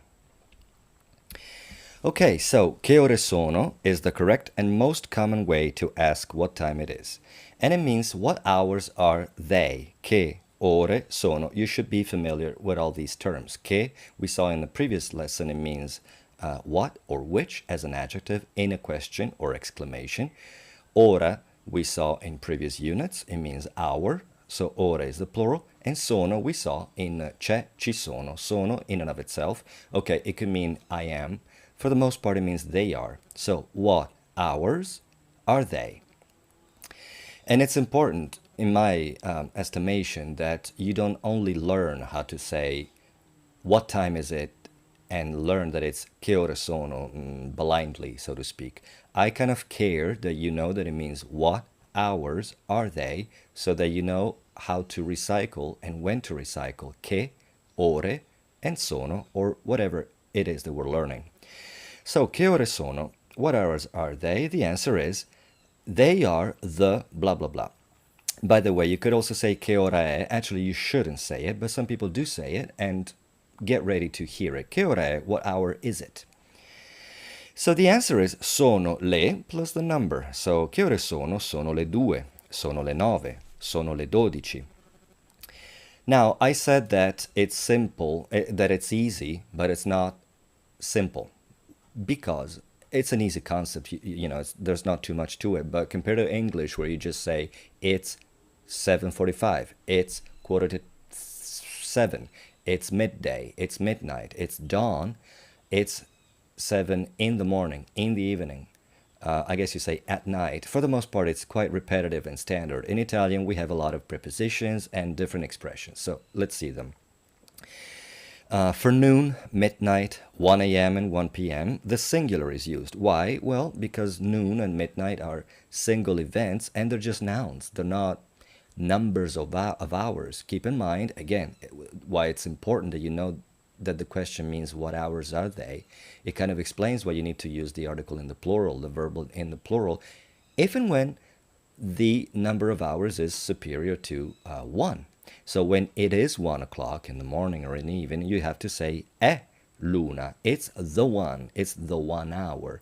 You could also say è la una. So mezzanotte è mezzogiorno, è l'una. Now to add the minutes, e is used, followed by the number of minutes. E means and. So they are the 7 and 27. Sono le 7 e 27. Sono le 4 e 10. You want it more complicated? Well, here we go. Sometimes fractions are used. And they are also used in Italian. 4 to 5, That's about it. Depending on the country, in English you could say in a number of ways. You could say 9:30 or 9:30 in British English to mean 9:30. In America, that wouldn't mean anything. So the weird way to talk about time with quarters and halves in Italian is this. 2:15, of course you could say sono le 2:15, or you'd say sono le 2:15. They are the 2:15. Quarto also means fourth. È l'1:30, it's the 1:30. Mezza, because it stands for hour. Una ora, mezza ora. È l'1:30. Now I've got to say that in some regions, and they're probably the correct ones, although recently, I think I read on it very recently, it's both ways are accepted. In some regions, you will hear è l'1:30, sono le 8:30, because mezzo just means half in terms of a fraction. Un mezzo means 1/2. But a lot of people think in terms of hour, so if hour is feminine, una ora, and mezza ora, l'1:30. Sono le 4 meno un quarto. That means they are the 4 minus 1/4. So it's 4:45. Sono le 4 meno un quarto. Or you could say sono le 3:45. It sounds more formal though. Meno, minus, is used typically in increments of 5 minutes, starting from the 40th minute. What does that mean? That you don't say if it's 6:35, you don't say it's 25 to 7. Le 7 meno 25. You do start saying sono le 7 meno 20 from the 40th minute. So 45 was seen, you can say a quarter to, but 50 and 55 you can say for 8:50 sono le 8:50 or sono le 9 meno 10. They are the 9 minus 10. Sono le 6 meno 5. Other less common expressions regarding the 45th minute are, for 3:45, sono le 3:15. They are the 3 3/4. Pretty straightforward. Again, regional. I grew up in Milan, barely ever heard it. Un quarto alle 4, that's another regional one, but you could hear it. Un quarto alle 4 is an answer in and of itself. You wouldn't say sono le un quarto alle 4 because it's kind of disconnected. You don't say it's the 1/4 to 4. So, as a short answer, che ore sono? Un quarto alle 4. What time is it? 4:45. Okay, so in Europe, the 24-hour system is quite common on schedules, official documents, etc.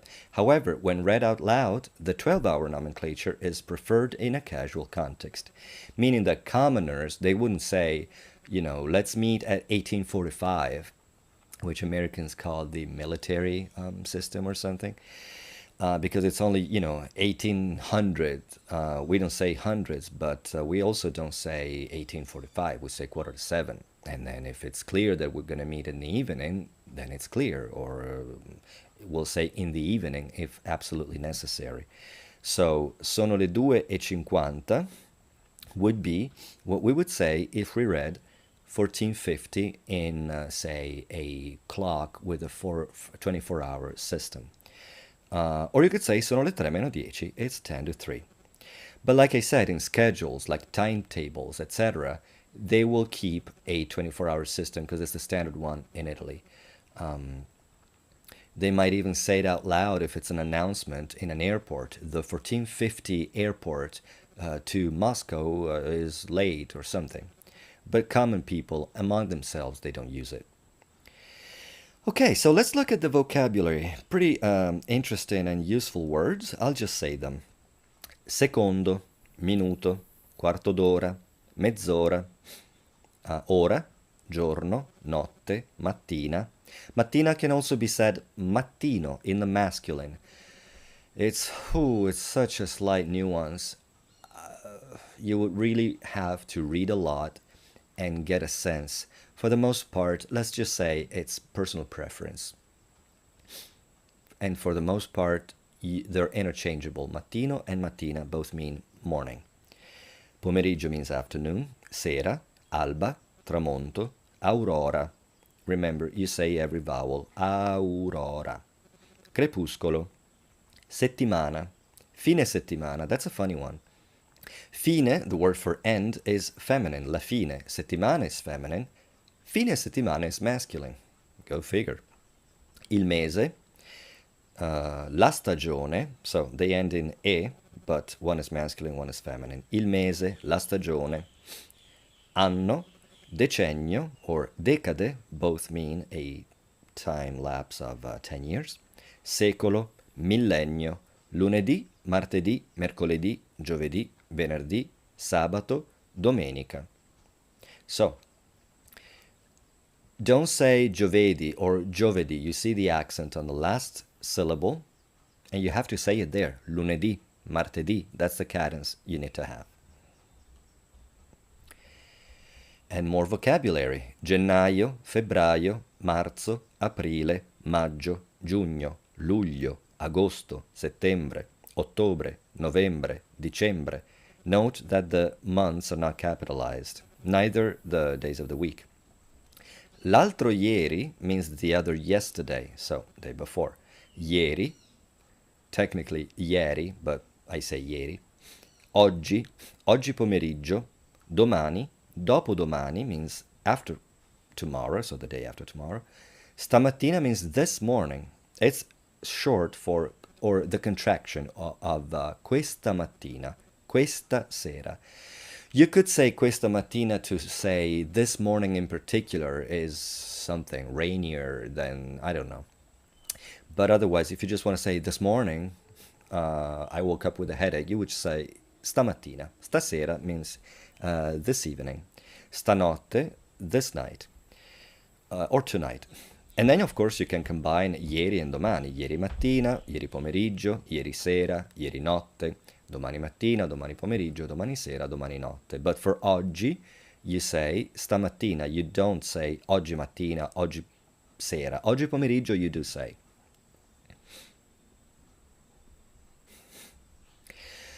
Okay, so a che ora is exactly the translation of at what time. So we're going to see prepositions in a systematic and more focused way, but try to make treasure of all the prepositions we encounter, we have so far, and from now on. So at, for the most part, means, a for the most part means at. A che ora, at what time, literally at what hour. Okay, so it gets articulated. So if the article le for le tre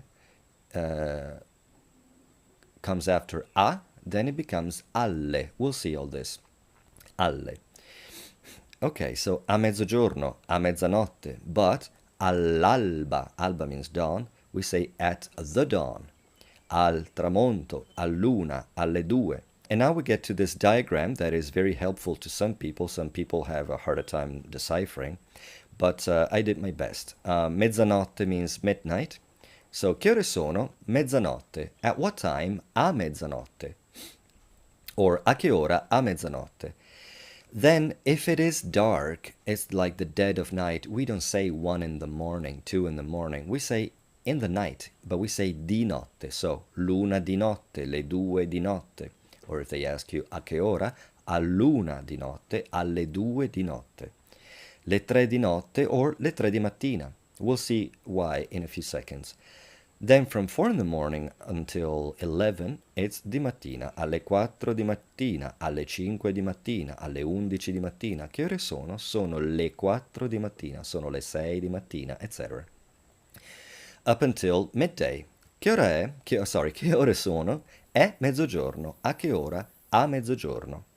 L'una, le 2, le 3, le 4 di pomeriggio. You could also say del pomeriggio. Or all'una, alle 2, etc. Di pomeriggio or del pomeriggio. Then 5, just like 3. See, this is why it's like a in-between color. Because some people could say 3 in the morning or 3 in the afternoon. Some people could say le 5 di pomeriggio or le 5 di sera. And we'll see this in a second also. And then from 6 p.m., no matter what season it is, how light it is out, you say sera, evening. Le 6 di sera all the way to le 11 di sera. So we're going to see what I meant a few seconds ago. 3 a.m. can be considered night or morning based on whether someone is going back home or just starting their day. So if you're a baker, you would, and you've been awake for a couple of hours, you say 3 di mattina. But if you're coming back from clubbing or something, or from a night shift or whatever, you would say 3 di notte, that's all. Same with 5 p.m. If it's July and it's so light until 9 p.m., you would say 5 di pomeriggio. But if it's November and it's already dark at 4, you say 5 di sera. And so we get to the final considerations or further considerations. Although sono le, è la are the complete answer, it's okay to just use the article, la, le. In the right context, even la le can be left out. What does that mean? That to the question, che ore sono, you could say sono le 3:30, or le 3:30, or just 3:30. The next point is informal contexts, and we saw that already to some extent, such as the announcements in an airport. The 24-hour system will be used and spoken too, meaning that, like I said in an announcement, they would say il volo delle 20:10, the 2010 flight. Still, if you are at the airport or someone with you, they would still refer to it as the 8:10 flight, il volo delle 8:10. Days of the week and months are not capitalized. We saw that already. When saying a date out loud, and we use the formal day, month, year, the name of the month is preferred to the number. So let's consider this date. Oggi è, today, is il 2 aprile 2021. You could also say il 2 di aprile 2021. So today is the 2 of April 2021. Note that we don't say the 1st, the 2nd, the 17th. We say the 1, the 2. So we use the numeral.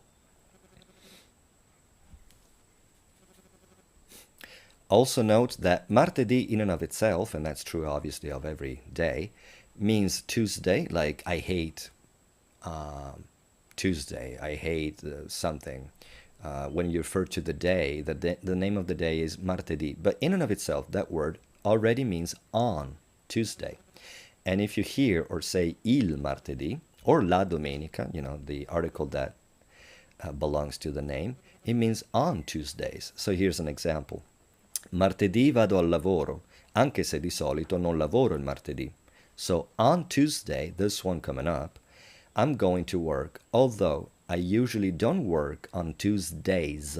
So martedì versus il martedì. So we're ready at the exercises. Exercise 1, look at the timetable above and using the 24-hour system, practice saying the departure time of each flight with the formula il volo per destination, parte, leaves, alle, time. So let's go with the last one. Il volo per Milano Linate parte alle 18:35. So you do all that. And then exercise 2 is the same, but with the 12-hour system. And you need to say or specify if it's evening or morning. So with the same example, you would say il volo per Milano Linate parte alle 6:35 di sera. Exercise 3, you just translate and you just have fun with it. Of course, they're very basic sentences because I try to keep the vocabulary we've seen so far. There may be 1 or 2 words that you need to look up. So you should be able to translate this with what you've learned so far. Still, I don't think it's wrong to go to Google Translate and verify what you thought was the right translation, or just have Google Translate tell you and learn from that. Just keep in mind that it's not the most accurate tool. Okay, so that was it about time, and in Unit 9, we'll talk about the weather. This is Unit 9, and we're going to talk about the weather. Fun fact, weather and time are the same word in Italian, tempo. Technically tempo, but I'm from the north. So here's the 2 ways to say it, tempo or tempo. I'll be saying tempo. I don't quite know why they're the same word, but if we are to specify that we mean the weather, then you would say tempo atmosferico, so atmospheric time. I guess we call it time because it's very much to do with the following of seasons and the alternation of sun and clouds and rain. That could be an explanation. Anyway, tempo means weather in this case. So, com'è il tempo means what's the weather like, how is the weather, technically, or che tempo fa, what weather is it doing? And these are the two most common ways to ask about the weather. However, the answers follow various patterns. So in English, you just say it's raining, it's windy, it's cloudy. In Italian, we have a few ways to describe the weather. The first way, not necessarily in order of importance, is fa. Fa means it does or it makes. The verb is fare and it means to make or to do. So fa caldo means it makes heat, it makes hot. Fa freddo, fa freschino. Fresco means it can mean fresh. In this case, it means chilly, nippy. So not exactly cold, but not warm. Freschino means a little chilly. It's a typical answer. Fa freschino, put on a jacket or something. Fa bel tempo, fa brutto tempo. The weather is nice. Really, it's saying it does hot, it does cold, as it says underneath. What is really being said is it does hot, it does cold, it does chilly, it does nice weather, it does ugly weather. Now, as far as fa bel tempo, fa brutto tempo, there's an asterisk there because not everybody says that. Some people will just say the weather is nice, which is what we're going to see right after.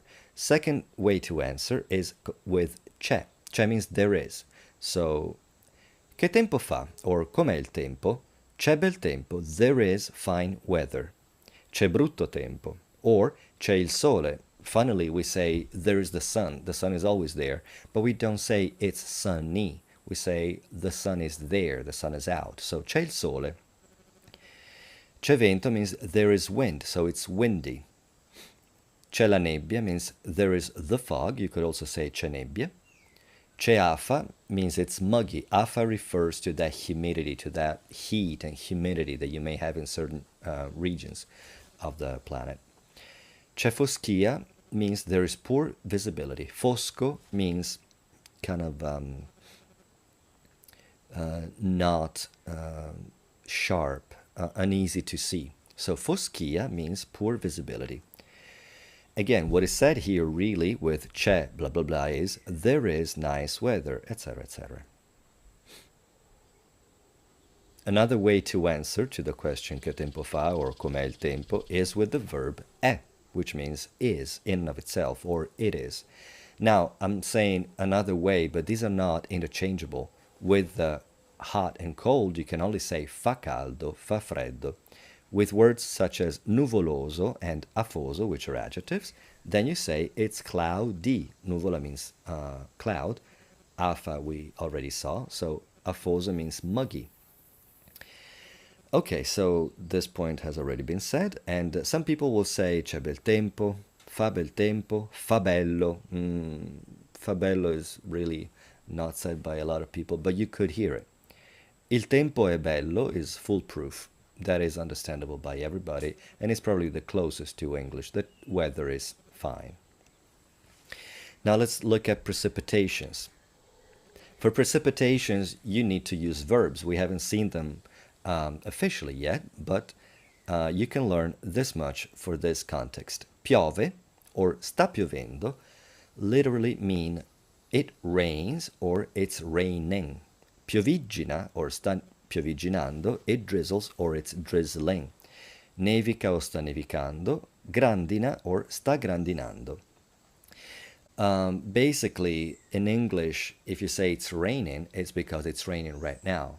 Otherwise, you would say it rains between November and February. So it's for recurrent events or more generic statements. In Italian, we're not that fussy. So we could very well say it rains to say that it rains right now, because sta piovendo is double the syllables, so who's got that kind of time? Now, a curious fact is that spiovere is a verb that means to unrain, to be raining less and less. Sta spiovendo, andiamo, the rain is stopping, let's go. Now we're going to see how to talk about the temperature. In English, you would say, what is the temperature? We say, how many degrees are there? Quanti gradi ci sono? And there are various ways of saying that based on how formal or informal you want to sound. So, this sentence, a Bolzano ci sono minus 3 degrees Celsius, can be read as a Bolzano ci sono meno 3 gradi centigradi, which is literally minus 3 degrees centigrade. Do we say Celsius? Yeah, you could say gradi centigradi or gradi Celsius. The truth is that we don't specify it because that's the system we use in Europe. Maybe if we were to talk about the States, we would specify Fahrenheit. But otherwise, we just say ci sono meno 3 gradi. Or you could say, much less formally, a Bolzano ci sono 3 gradi sotto zero. There are 3 degrees below zero. And now let's look at the vocabulary. Tempo means weather, and like I said, it also means time. Maltempo, bad weather. Notice how it's its own word. Il maltempo means the bad weather.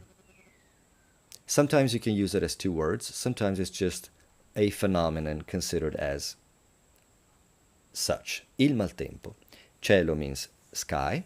Cielo sereno means clear sky, literally serene sky. Cielo coperto means overcast sky, or literally covered sky. Freddo, fresco, freschino, we've seen, caldo. Afa, rugiada. Brina, gelata.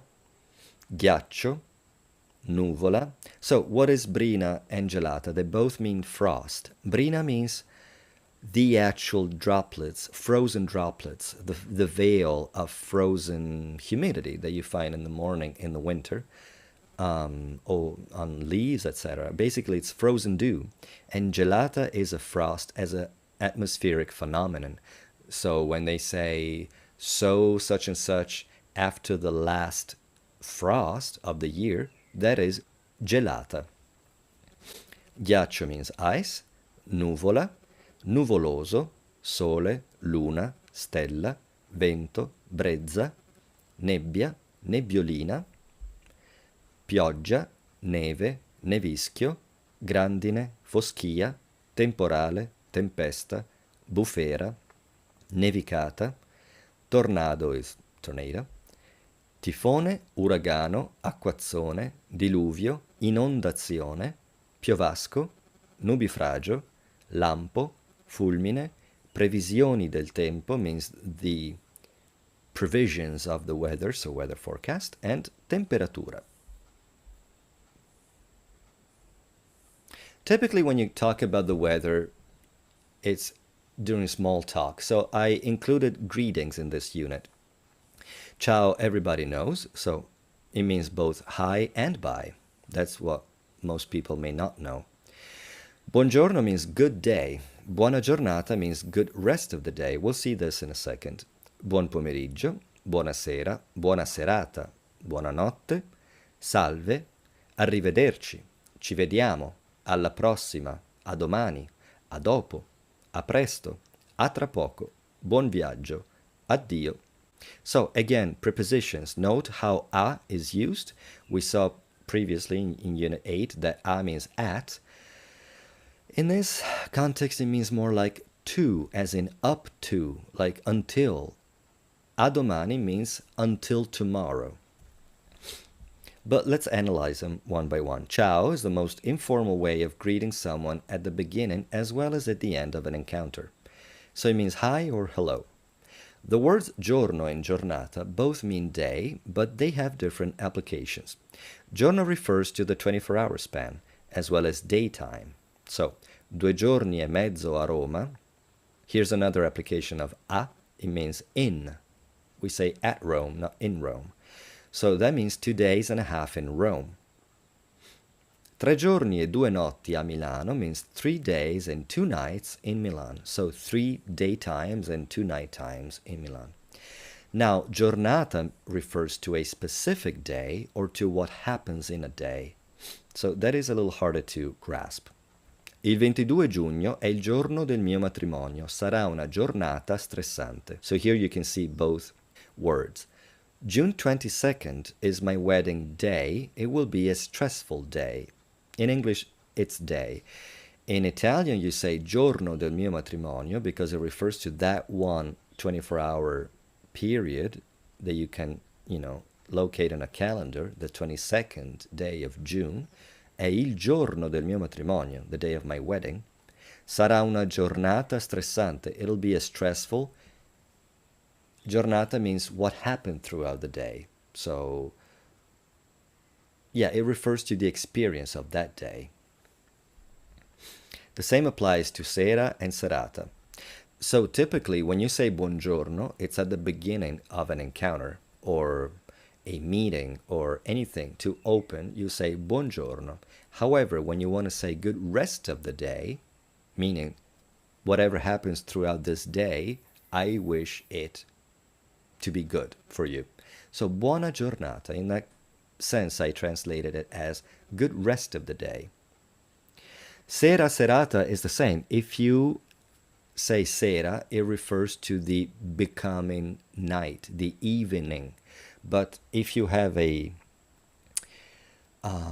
charity event, or if you spend the evening with friends, you would say una serata con amici, an evening with friends. It's not much about the fact that the day is turning into night, but what happens throughout the night or the evening. That's another point. In English, you tend to say night, where we keep saying evening. Until it's bedtime, we don't usually call it night. It's evening, even if it's 10:30.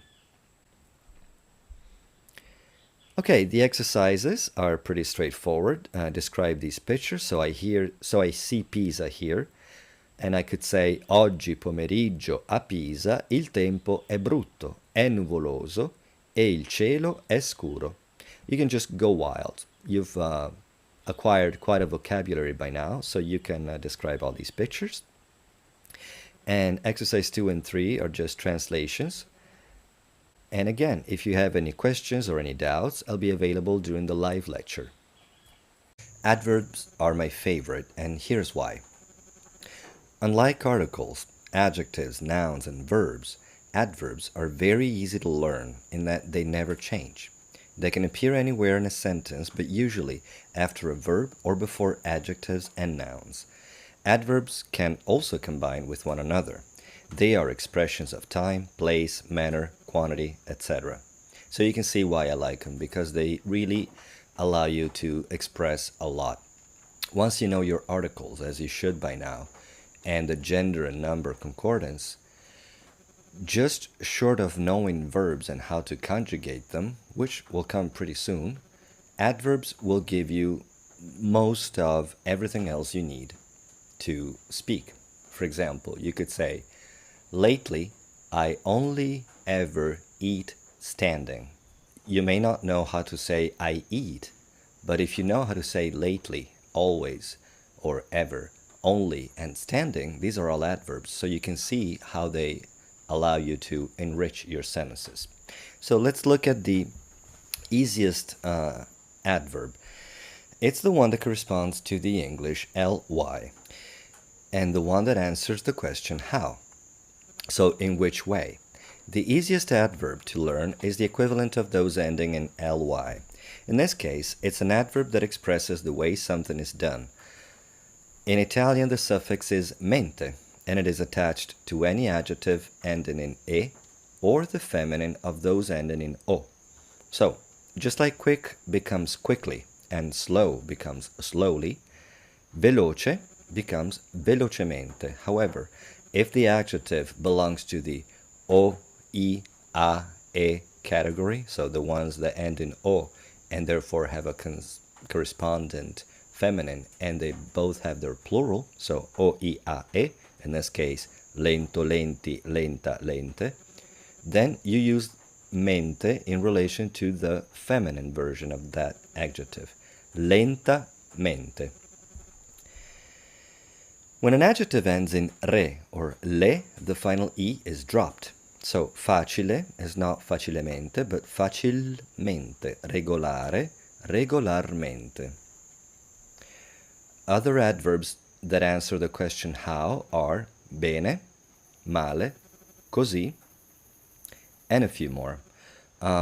Speaking of how, that is also an adverb, an interrogative adverb. And here we see the interrogative adverbs. Come, dove, perché, quando, and quanto. they all correspond to the questions in parentheses. And in questions, they always appear at the beginning. So if you want to say how much, when, why, etc., it's always 90% of the times at the beginning. So, quanto costa? How much does it cost? Again, we haven't seen verbs, but you can see how easy it is. There is no need for the verb to do. You just say, how much costs? Quanto costa? Quanto è alto il Monte Rosa? Now, that's a whole other cup of tea. Because we say, if we were to analyze this literally, quanto, how much, is, alto, tall, il Monte Rosa, Mount Rosa, rose, pink mount. Notice that the word order in this last sentence is how much is tall Monte Rosa. This applies to any such expression. So, how plus an adjective, how far, how tall, etc. Quanto è grande un elefante? We don't say how tall is an elephant, we say how much is tall an elephant. Come, dove, quando, and quanto can be joined to the verb è with an apostrophe in questions where the structure is adverb plus è plus the subject of the sentence. The subject, for those who are not too familiar with grammar, does not mean the topic, it means the doer of the action. Of course, verbs are not necessarily always actions, but let's say the author. So, adverb è, subject. Dov'è Carlo? Dove plus è plus Carlo. Where is Carlo? Com'è la pizza? How is the pizza? Quant'è? How much is it? You can see that even in English you can say where's, how's. With how much you can contract it, but it's pretty much the same phenomenon here.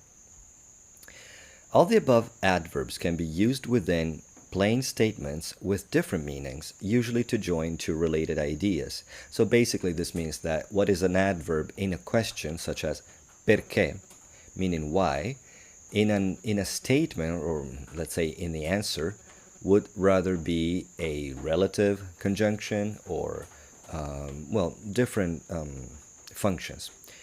Come means how, but in a statement, come means like or as. Tu non sei come gli altri. You are not like the others. Loro sono qui come testimoni. They are here as witnesses, in the capacity of witnesses. Questo è il ristorante dove lavoro. So, in a question, dove means where. In a statement, it also means where, but it means in the place in which. This is the restaurant in which I work, at which, etc. Maria è triste perché piove. That doesn't mean Maria is sad, why is it raining? It means Maria is sad because it's raining. Maria è triste quando piove. She said when it's raining. Sappiamo quanto soffri. In this case, yes, how much means how much, both in a question and in a statement. Come and quanto can be used in exclamations. Come sei dimagrita? Now, this is a very Italian way of speaking. You can see that I gave you two translations. Literally, it means how slim you got, sort of. Dimagrire in and of itself means to get slim, to lose weight. Come sei dimagrita? How you have lost weight. In English, you would just say, you lost so much weight. Quant'è buono? How much it is good, or how good it is. In English, you would say, it's so good. Adverbs of quantity, so the ones that answer the question how much, or how plus an adjective. We saw them as adjectives in the adjective unit. So, molto, poco, troppo. But there's more to these words, and let's see the difference. As adjectives, you can see, let's analyze the sentences side by side. Ci sono molti cani. I cani sono molto grandi. So, ci sono molti cani, there are many dogs. I cani sono molto grandi doesn't mean the dogs are much big, it means very big. Ci sono troppe api, there are too many bees. Le api sono troppo piccole. The bees are too tiny, not too too much, tiny. I soldi sono pochi. The money is little. It's the Italian way of saying that the money is low. I soldi sono poco importanti. That is something that in English is not said at all. Money is little important. So money is of little importance. In English you would say not much, not many. So money is not very important. So notice that where in English you would say not very, we have a positive way of saying little. So little important. Also notice that soldi is plural. Money is singular, but we say I soldi. Soldo used to be a type of currency. It used to be a coin. So I soldi meant it's like saying the dollars. Nowadays soldi means money, and it's used in the plural. Ho più lavoro. I have more work. In this case, più is an adjective. It's an adjective of quantity. Il lavoro nuovo è più bello. The new job, lavoro means both work and job, is nicer, more nice, literally. So it's in relation to bello, it's not in relation to job. So if it qualifies an adjective, it's an adverb. Ho meno tempo, I have less time. Il tempo è meno importante, time is less important. So here's the explanation. As adjectives, and like any adjective, molto, poco, and troppo match the gender and the number of the nouns they refer to. We saw that molti, troppe, pochi, più e meno don't change. However, as adverbs, and like any adverb, they never change. And there you have it too. Molto, troppo, poco, nuovo, meno. So this is something that you need to be very mindful of. When molto means very, it stays molto. If you want to say these shoes are very small, you don't say queste scarpe sono molte piccole, because that means they're many small. If it's in relation to an adjective, it's molto, and it never changes. No matter if it's piccolo, piccoli, piccola, piccole, always molto, because it means very, not much or many anymore. Now, other adverbs of quantity are assai, very uncommon. It's used more in the South, though. Abbastanza means enough. It means a lot of things, based on where it appears and the meaning that you want to give it. Piuttosto, you can see they all mean quite, rather. Abbastanza is more of a positive thing. It means sufficiently. Piuttosto means rather, and it could come before a negative adjective, of have a negative connotation, but not necessarily and not all the time. Alquanto also means considerably, quite so, rather. It's quite, higher register. It's a very elegant word, but that's what it means. Appena means barely or just. Appena means many things. Solo means only. It also means alone. As an adjective, solo, if I say sono solo, it means I am alone. But if I say sono solo un essere umano, it means I'm only human. And solo is a funny word because it's an adjective that can be used as an adverb, and it also turns into an adverb with the original ending that we saw, mente. Solamente means only, just as much as solo.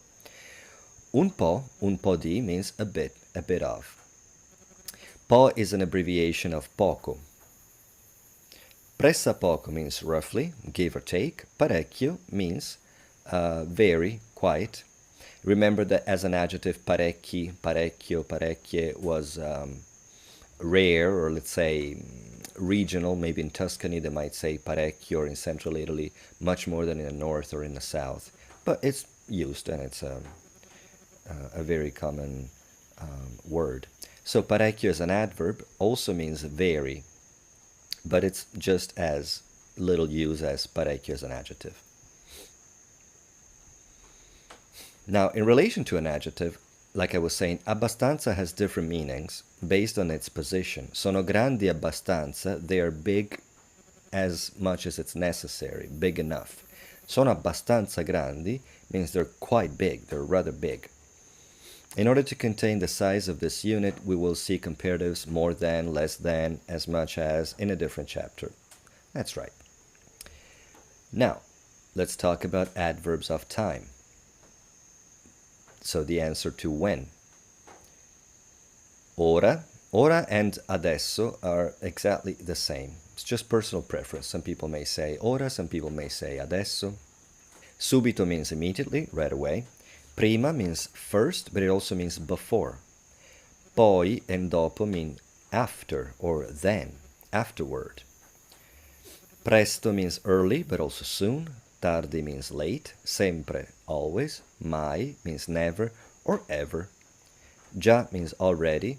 Ormai or oramai mean by now. Ancora means still, yet, again, and even. Spesso means often. Talora, at times. Fa means ago, and it's used just like in English. So, 3 ore fa, 3 hours ago. Of course, we already saw other expressions of time that are adverbs, oggi, domani, ieri, etc. Now, these expressions of time and place are preferably put at the beginning of a sentence. In Italian, we tend to say, tomorrow I'm going blah blah blah, as opposed to I'm going blah blah blah tomorrow. Same with in my house there's a lot of peace, as opposed to there's a lot of peace in my house. But it's not a hard and fast rule. We just tend to begin a sentence with an expression of time and place, or place. One thing to know about sempre, mai, già, and spesso is that they have a different position compared to English. In English you say, I always knew I was meant for big things. We say, I knew always.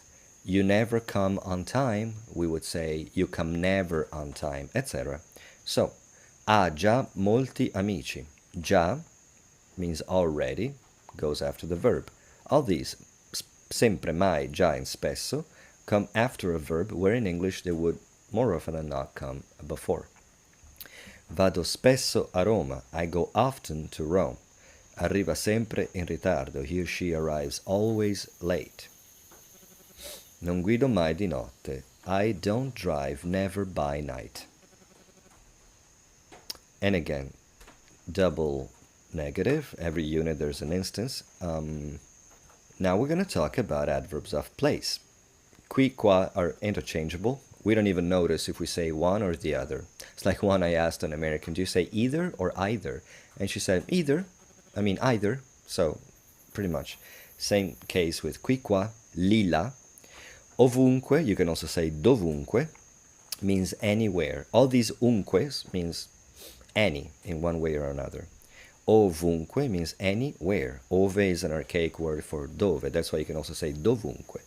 Dentro, fuori, intorno, sopra, sotto, davanti, dietro, avanti, indietro, attraverso, accanto, vicino, lontano, oltre, su, giù, lassù, laggiù. Literally means there up, there down, quassù, qua giù, altrove, elsewhere. Qui, qua, and lì, là can be combined with other adverbs, as in qui dentro, là fuori, qui vicino.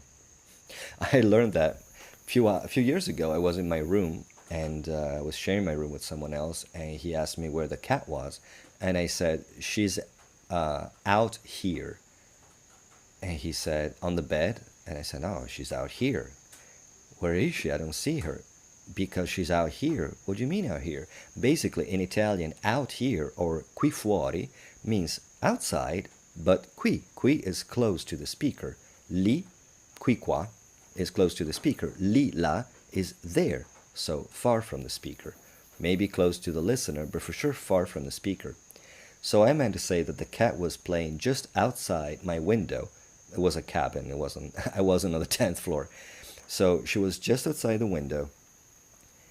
So close to me, qui, but outside, qui fuori. Turns out that in English I should have said she's just outside, not out here, because out here means over here. As you can see, the adverbs are as many as the stars, all kinds of categories. These are called adverbs of affirmation, negation, or doubt. So, sì, no. Again, note where these accents go, because sì without the accent means himself or themselves or herself. It's a reflexive particle. Make sure that when you mean to say yes, there's an accent. No, non, ne means neither or nor. Again, with an accent. Without the accent, it means of it. We'll see this in a bit. Certo is like solo. It could be an adjective, certain, but in and of itself, it could also be used as an adverb. Certo, like sure. And it can be turned into an adverb with the usual mente. So certo and certamente are both adverbs. The same is true with sicuro, sicuramente. Sicuro means sure, safe. It's also a statement, sicuro, sure. And sicuramente means surely. Forse, maybe, perhaps. Magari, possibly. It also means I wish, or you wish, if only. Chissà, who knows, literally, chi sa, who knows. Neanche, nemmeno, e neppure, all three mean neither, or not even. Volentieri, gladly. Già, right. We saw that già means already, but già is used as an answer. These are all little short answers, like yes, no. So già means like yeah, or right, right, right, that kind of già, già, già. Now we're going to look at adverbs of emphasis. So appunto means precisely so, davvero, proprio, ecco, infatti. Infatti means in fact, but it could be used as answer, as a word in and of itself, like yeah, totally, infatti. Infatti means just like you're saying, I think just like you, infatti. It doesn't mean in fact, like this is in fact a Picasso or something. Anche and pure means also, but it also means on top of that. So all these could be exclamations, they're adverbs of emphasis. So you could just use them as a one-word sentence.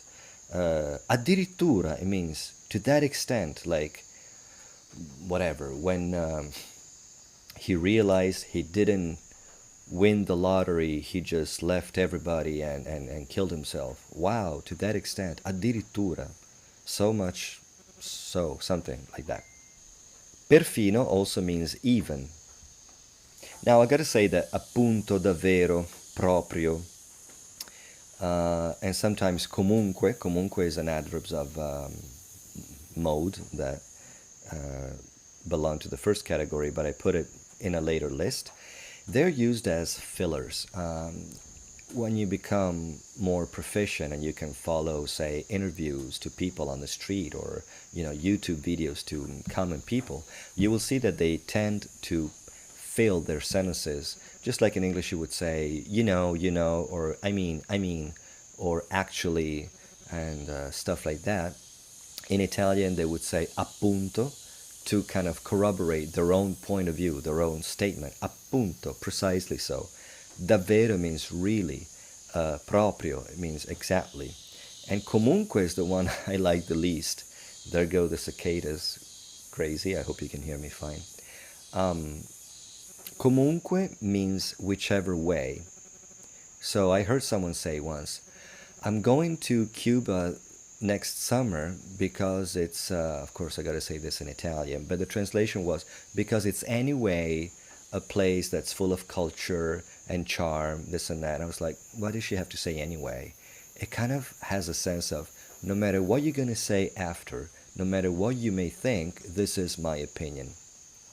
So it's something that I would urge you not to say, not to speak that way with the redundant comunque. Comunque means anyway or in whichever way. Try not to use it as a filler, is what I meant. Now, ecco is a very Italian word. It means here it is, there it goes, here we go, etc. It can be used to personal pronouns, and in the case of ecco il treno, there comes the train. Eccomi, here I am. Eccomi. Many of my students who probably come from another teacher or another book or whichever source, they like to teach their lessons with eccoci, here we are, because they must have learned it from somewhere else. Or if the webcam doesn't work, when it finally works, I say, oh, eccoti, there you are, etc. The truth is that adverbs come in many ways. Some are the union of more words, like sopra and tutto become soprattutto, above all. Some are adverbial phrases, like, I don't know, con gusto, it means with gusto, with pleasure, with taste. It's just a preposition with a noun, con gusto, but it functions as an adverb, or in this case, adverbial phrase. So here's a list of the most common ones. It's far from exhaustive, but it should give you enough to start articulating your thoughts, which is what I meant before. As soon as we start talking about verbs, it'll be like hitting the ground running, as they say. I'll just read them to give you an idea of the pronunciation, but the translation is right there. A piedi, in piedi. So a piedi means by foot, walking. In piedi means on your feet, standing. A mano, di solito, can also be solitamente. Di frequente, can also be frequentemente. Di rado, dappertutto, da qualche parte, da questa parte, da quella parte, ovunque or dovunque, poco a poco or a poco, a volte, qualche volta, in ritardo, in anticipo, in tempo, puntualmente. Now, as a student of English, I had a hard time remembering when to say in time and when to say on time. Because as you can see in Italian, we just say in tempo. In tempo means that you made it within the time or just in time. So on time or in time. Senza dubbio, it means without doubt, so undoubtedly. You can also say indubbiamente, which is really the translation of undoubtedly. Or senza dubbio, without doubt, without a doubt. Immancabilmente means without fail. A destra, a sinistra, al centro, di sopra, di sotto. Piano, forte, which is where the word pianoforte means. A lot of people don't know that the name of the instrument is pianoforte because it goes from very low to very high in pitch and also from very quiet to very loud. So pianoforte, in English it's just called piano. Piano means quietly, or, well, it means also floor as a noun. Forte, almeno, al massimo, del tutto. Per niente, affatto. D'ora in poi, prima o poi. Addosso, allora, quindi, altrimenti, anche, anzi, altrettanto, circa, dopo tutto, finora, gratis, grazie, a malapena, oggigiorno, quasi, se no, se no. I tend to write se no, but it's supposed to be se no. So I put them both because, most people in chat and so on, they don't necessarily write se no. But for now, the vocabulary only accepts se no. Tuttavia.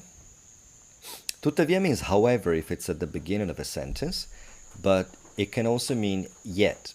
So actually, yeah, at the beginning of a sentence it could be both. Like however, comma, yet, comma. It's not the yet of not yet, because that is ancora. Remember that ancora means still, again, and yet, and even. So when you want to say not yet, it's non ancora. When you want to say yet at the beginning of a sentence, it's tuttavia. Più o meno, more or less. Comunque, which is the word I was saying before. Ad ogni modo, at any rate. In qualche modo. All'improvviso, you could also say improvvisamente. Solo, solamente, and soltanto all mean only, or merely type of thing. In fretta or di fretta, e così via, and so on. Other considerations. Possibilmente is a false friend. It doesn't mean possibly, it means preferably. So, if it's possible. In English, possibly means it is possible that this will happen. Possibilmente means if it's possible, I'd rather have my coffee in a glass. Normalmente means normally, but it means in a normal way. So if I say walk normally, that's when I would say normalmente. It rarely means usually. So it doesn't mean normally as in usually, it means normally as in a normal way. Finalmente means at last, not in the end. Attualmente does not mean actually, it means at present. Attuale means current. If you want to say actually, you say veramente, which means truly. Giusto as an adjective means just, right, fair, correct. But you can also say giusto as in just now, just the other day, you just missed him. Giustamente is the correspondent adverb to giusto when it means just, right, fair, so justly, rightly, etc. Giustamente, like he dealt with them in a fair way, giustamente. If you want to say, if you hear giusto and you can recognize that it's an adverb, it's just. Giusto l'altro giorno, just the other day. Other irregularities. Yes, violento doesn't become violentamente, even if it ends in o. You don't make the feminine. Somehow it's violentemente. And leggero is not leggeramente, but just leggermente. And here we are to the exercises. Pretty self-explanatory. Turn these adjectives into adverbs. The ones with an asterisk are irregular, or have also a second translation, usually made of two words. Find it out. I pretty much gave you the two versions of each adverb, so I won't spend time on this one. Now, provide the correct form of molto, tanto, troppo, poco, paying attention to whether they are adjectives or adverbs, and paying attention to the fact that they can be combined, such as in troppo poco, troppo pochi. In that case, troppo remains the same. It's poco and pochi that changes. Why? Because poco is actually an adjective. The adverbs never change. So, Ida è alta. Does it mean very tall or much tall? It means very, so it stays molto. Ida ha amici. Does it mean many friends or very friends? If it means many, then you decline it relative to gender and number. Amici sounds like masculine plural to me, so you need to make the masculine plural of poco, so pochi, and so on with the whole exercise. Exercise 3 and 4 are translations, and that's pretty much it. So let me stress once again how important adverbs are. Adverbs that can turn into adverbial phrases. So there's really a never-ending list, and many words can be turned into adverbs, can have the function of adverbs. So if you can learn this list, or even just half of it, as soon as we hit verbs, which is very soon, you'll be able to speak much more than you probably expected yourself to. So I'll see you in the next unit.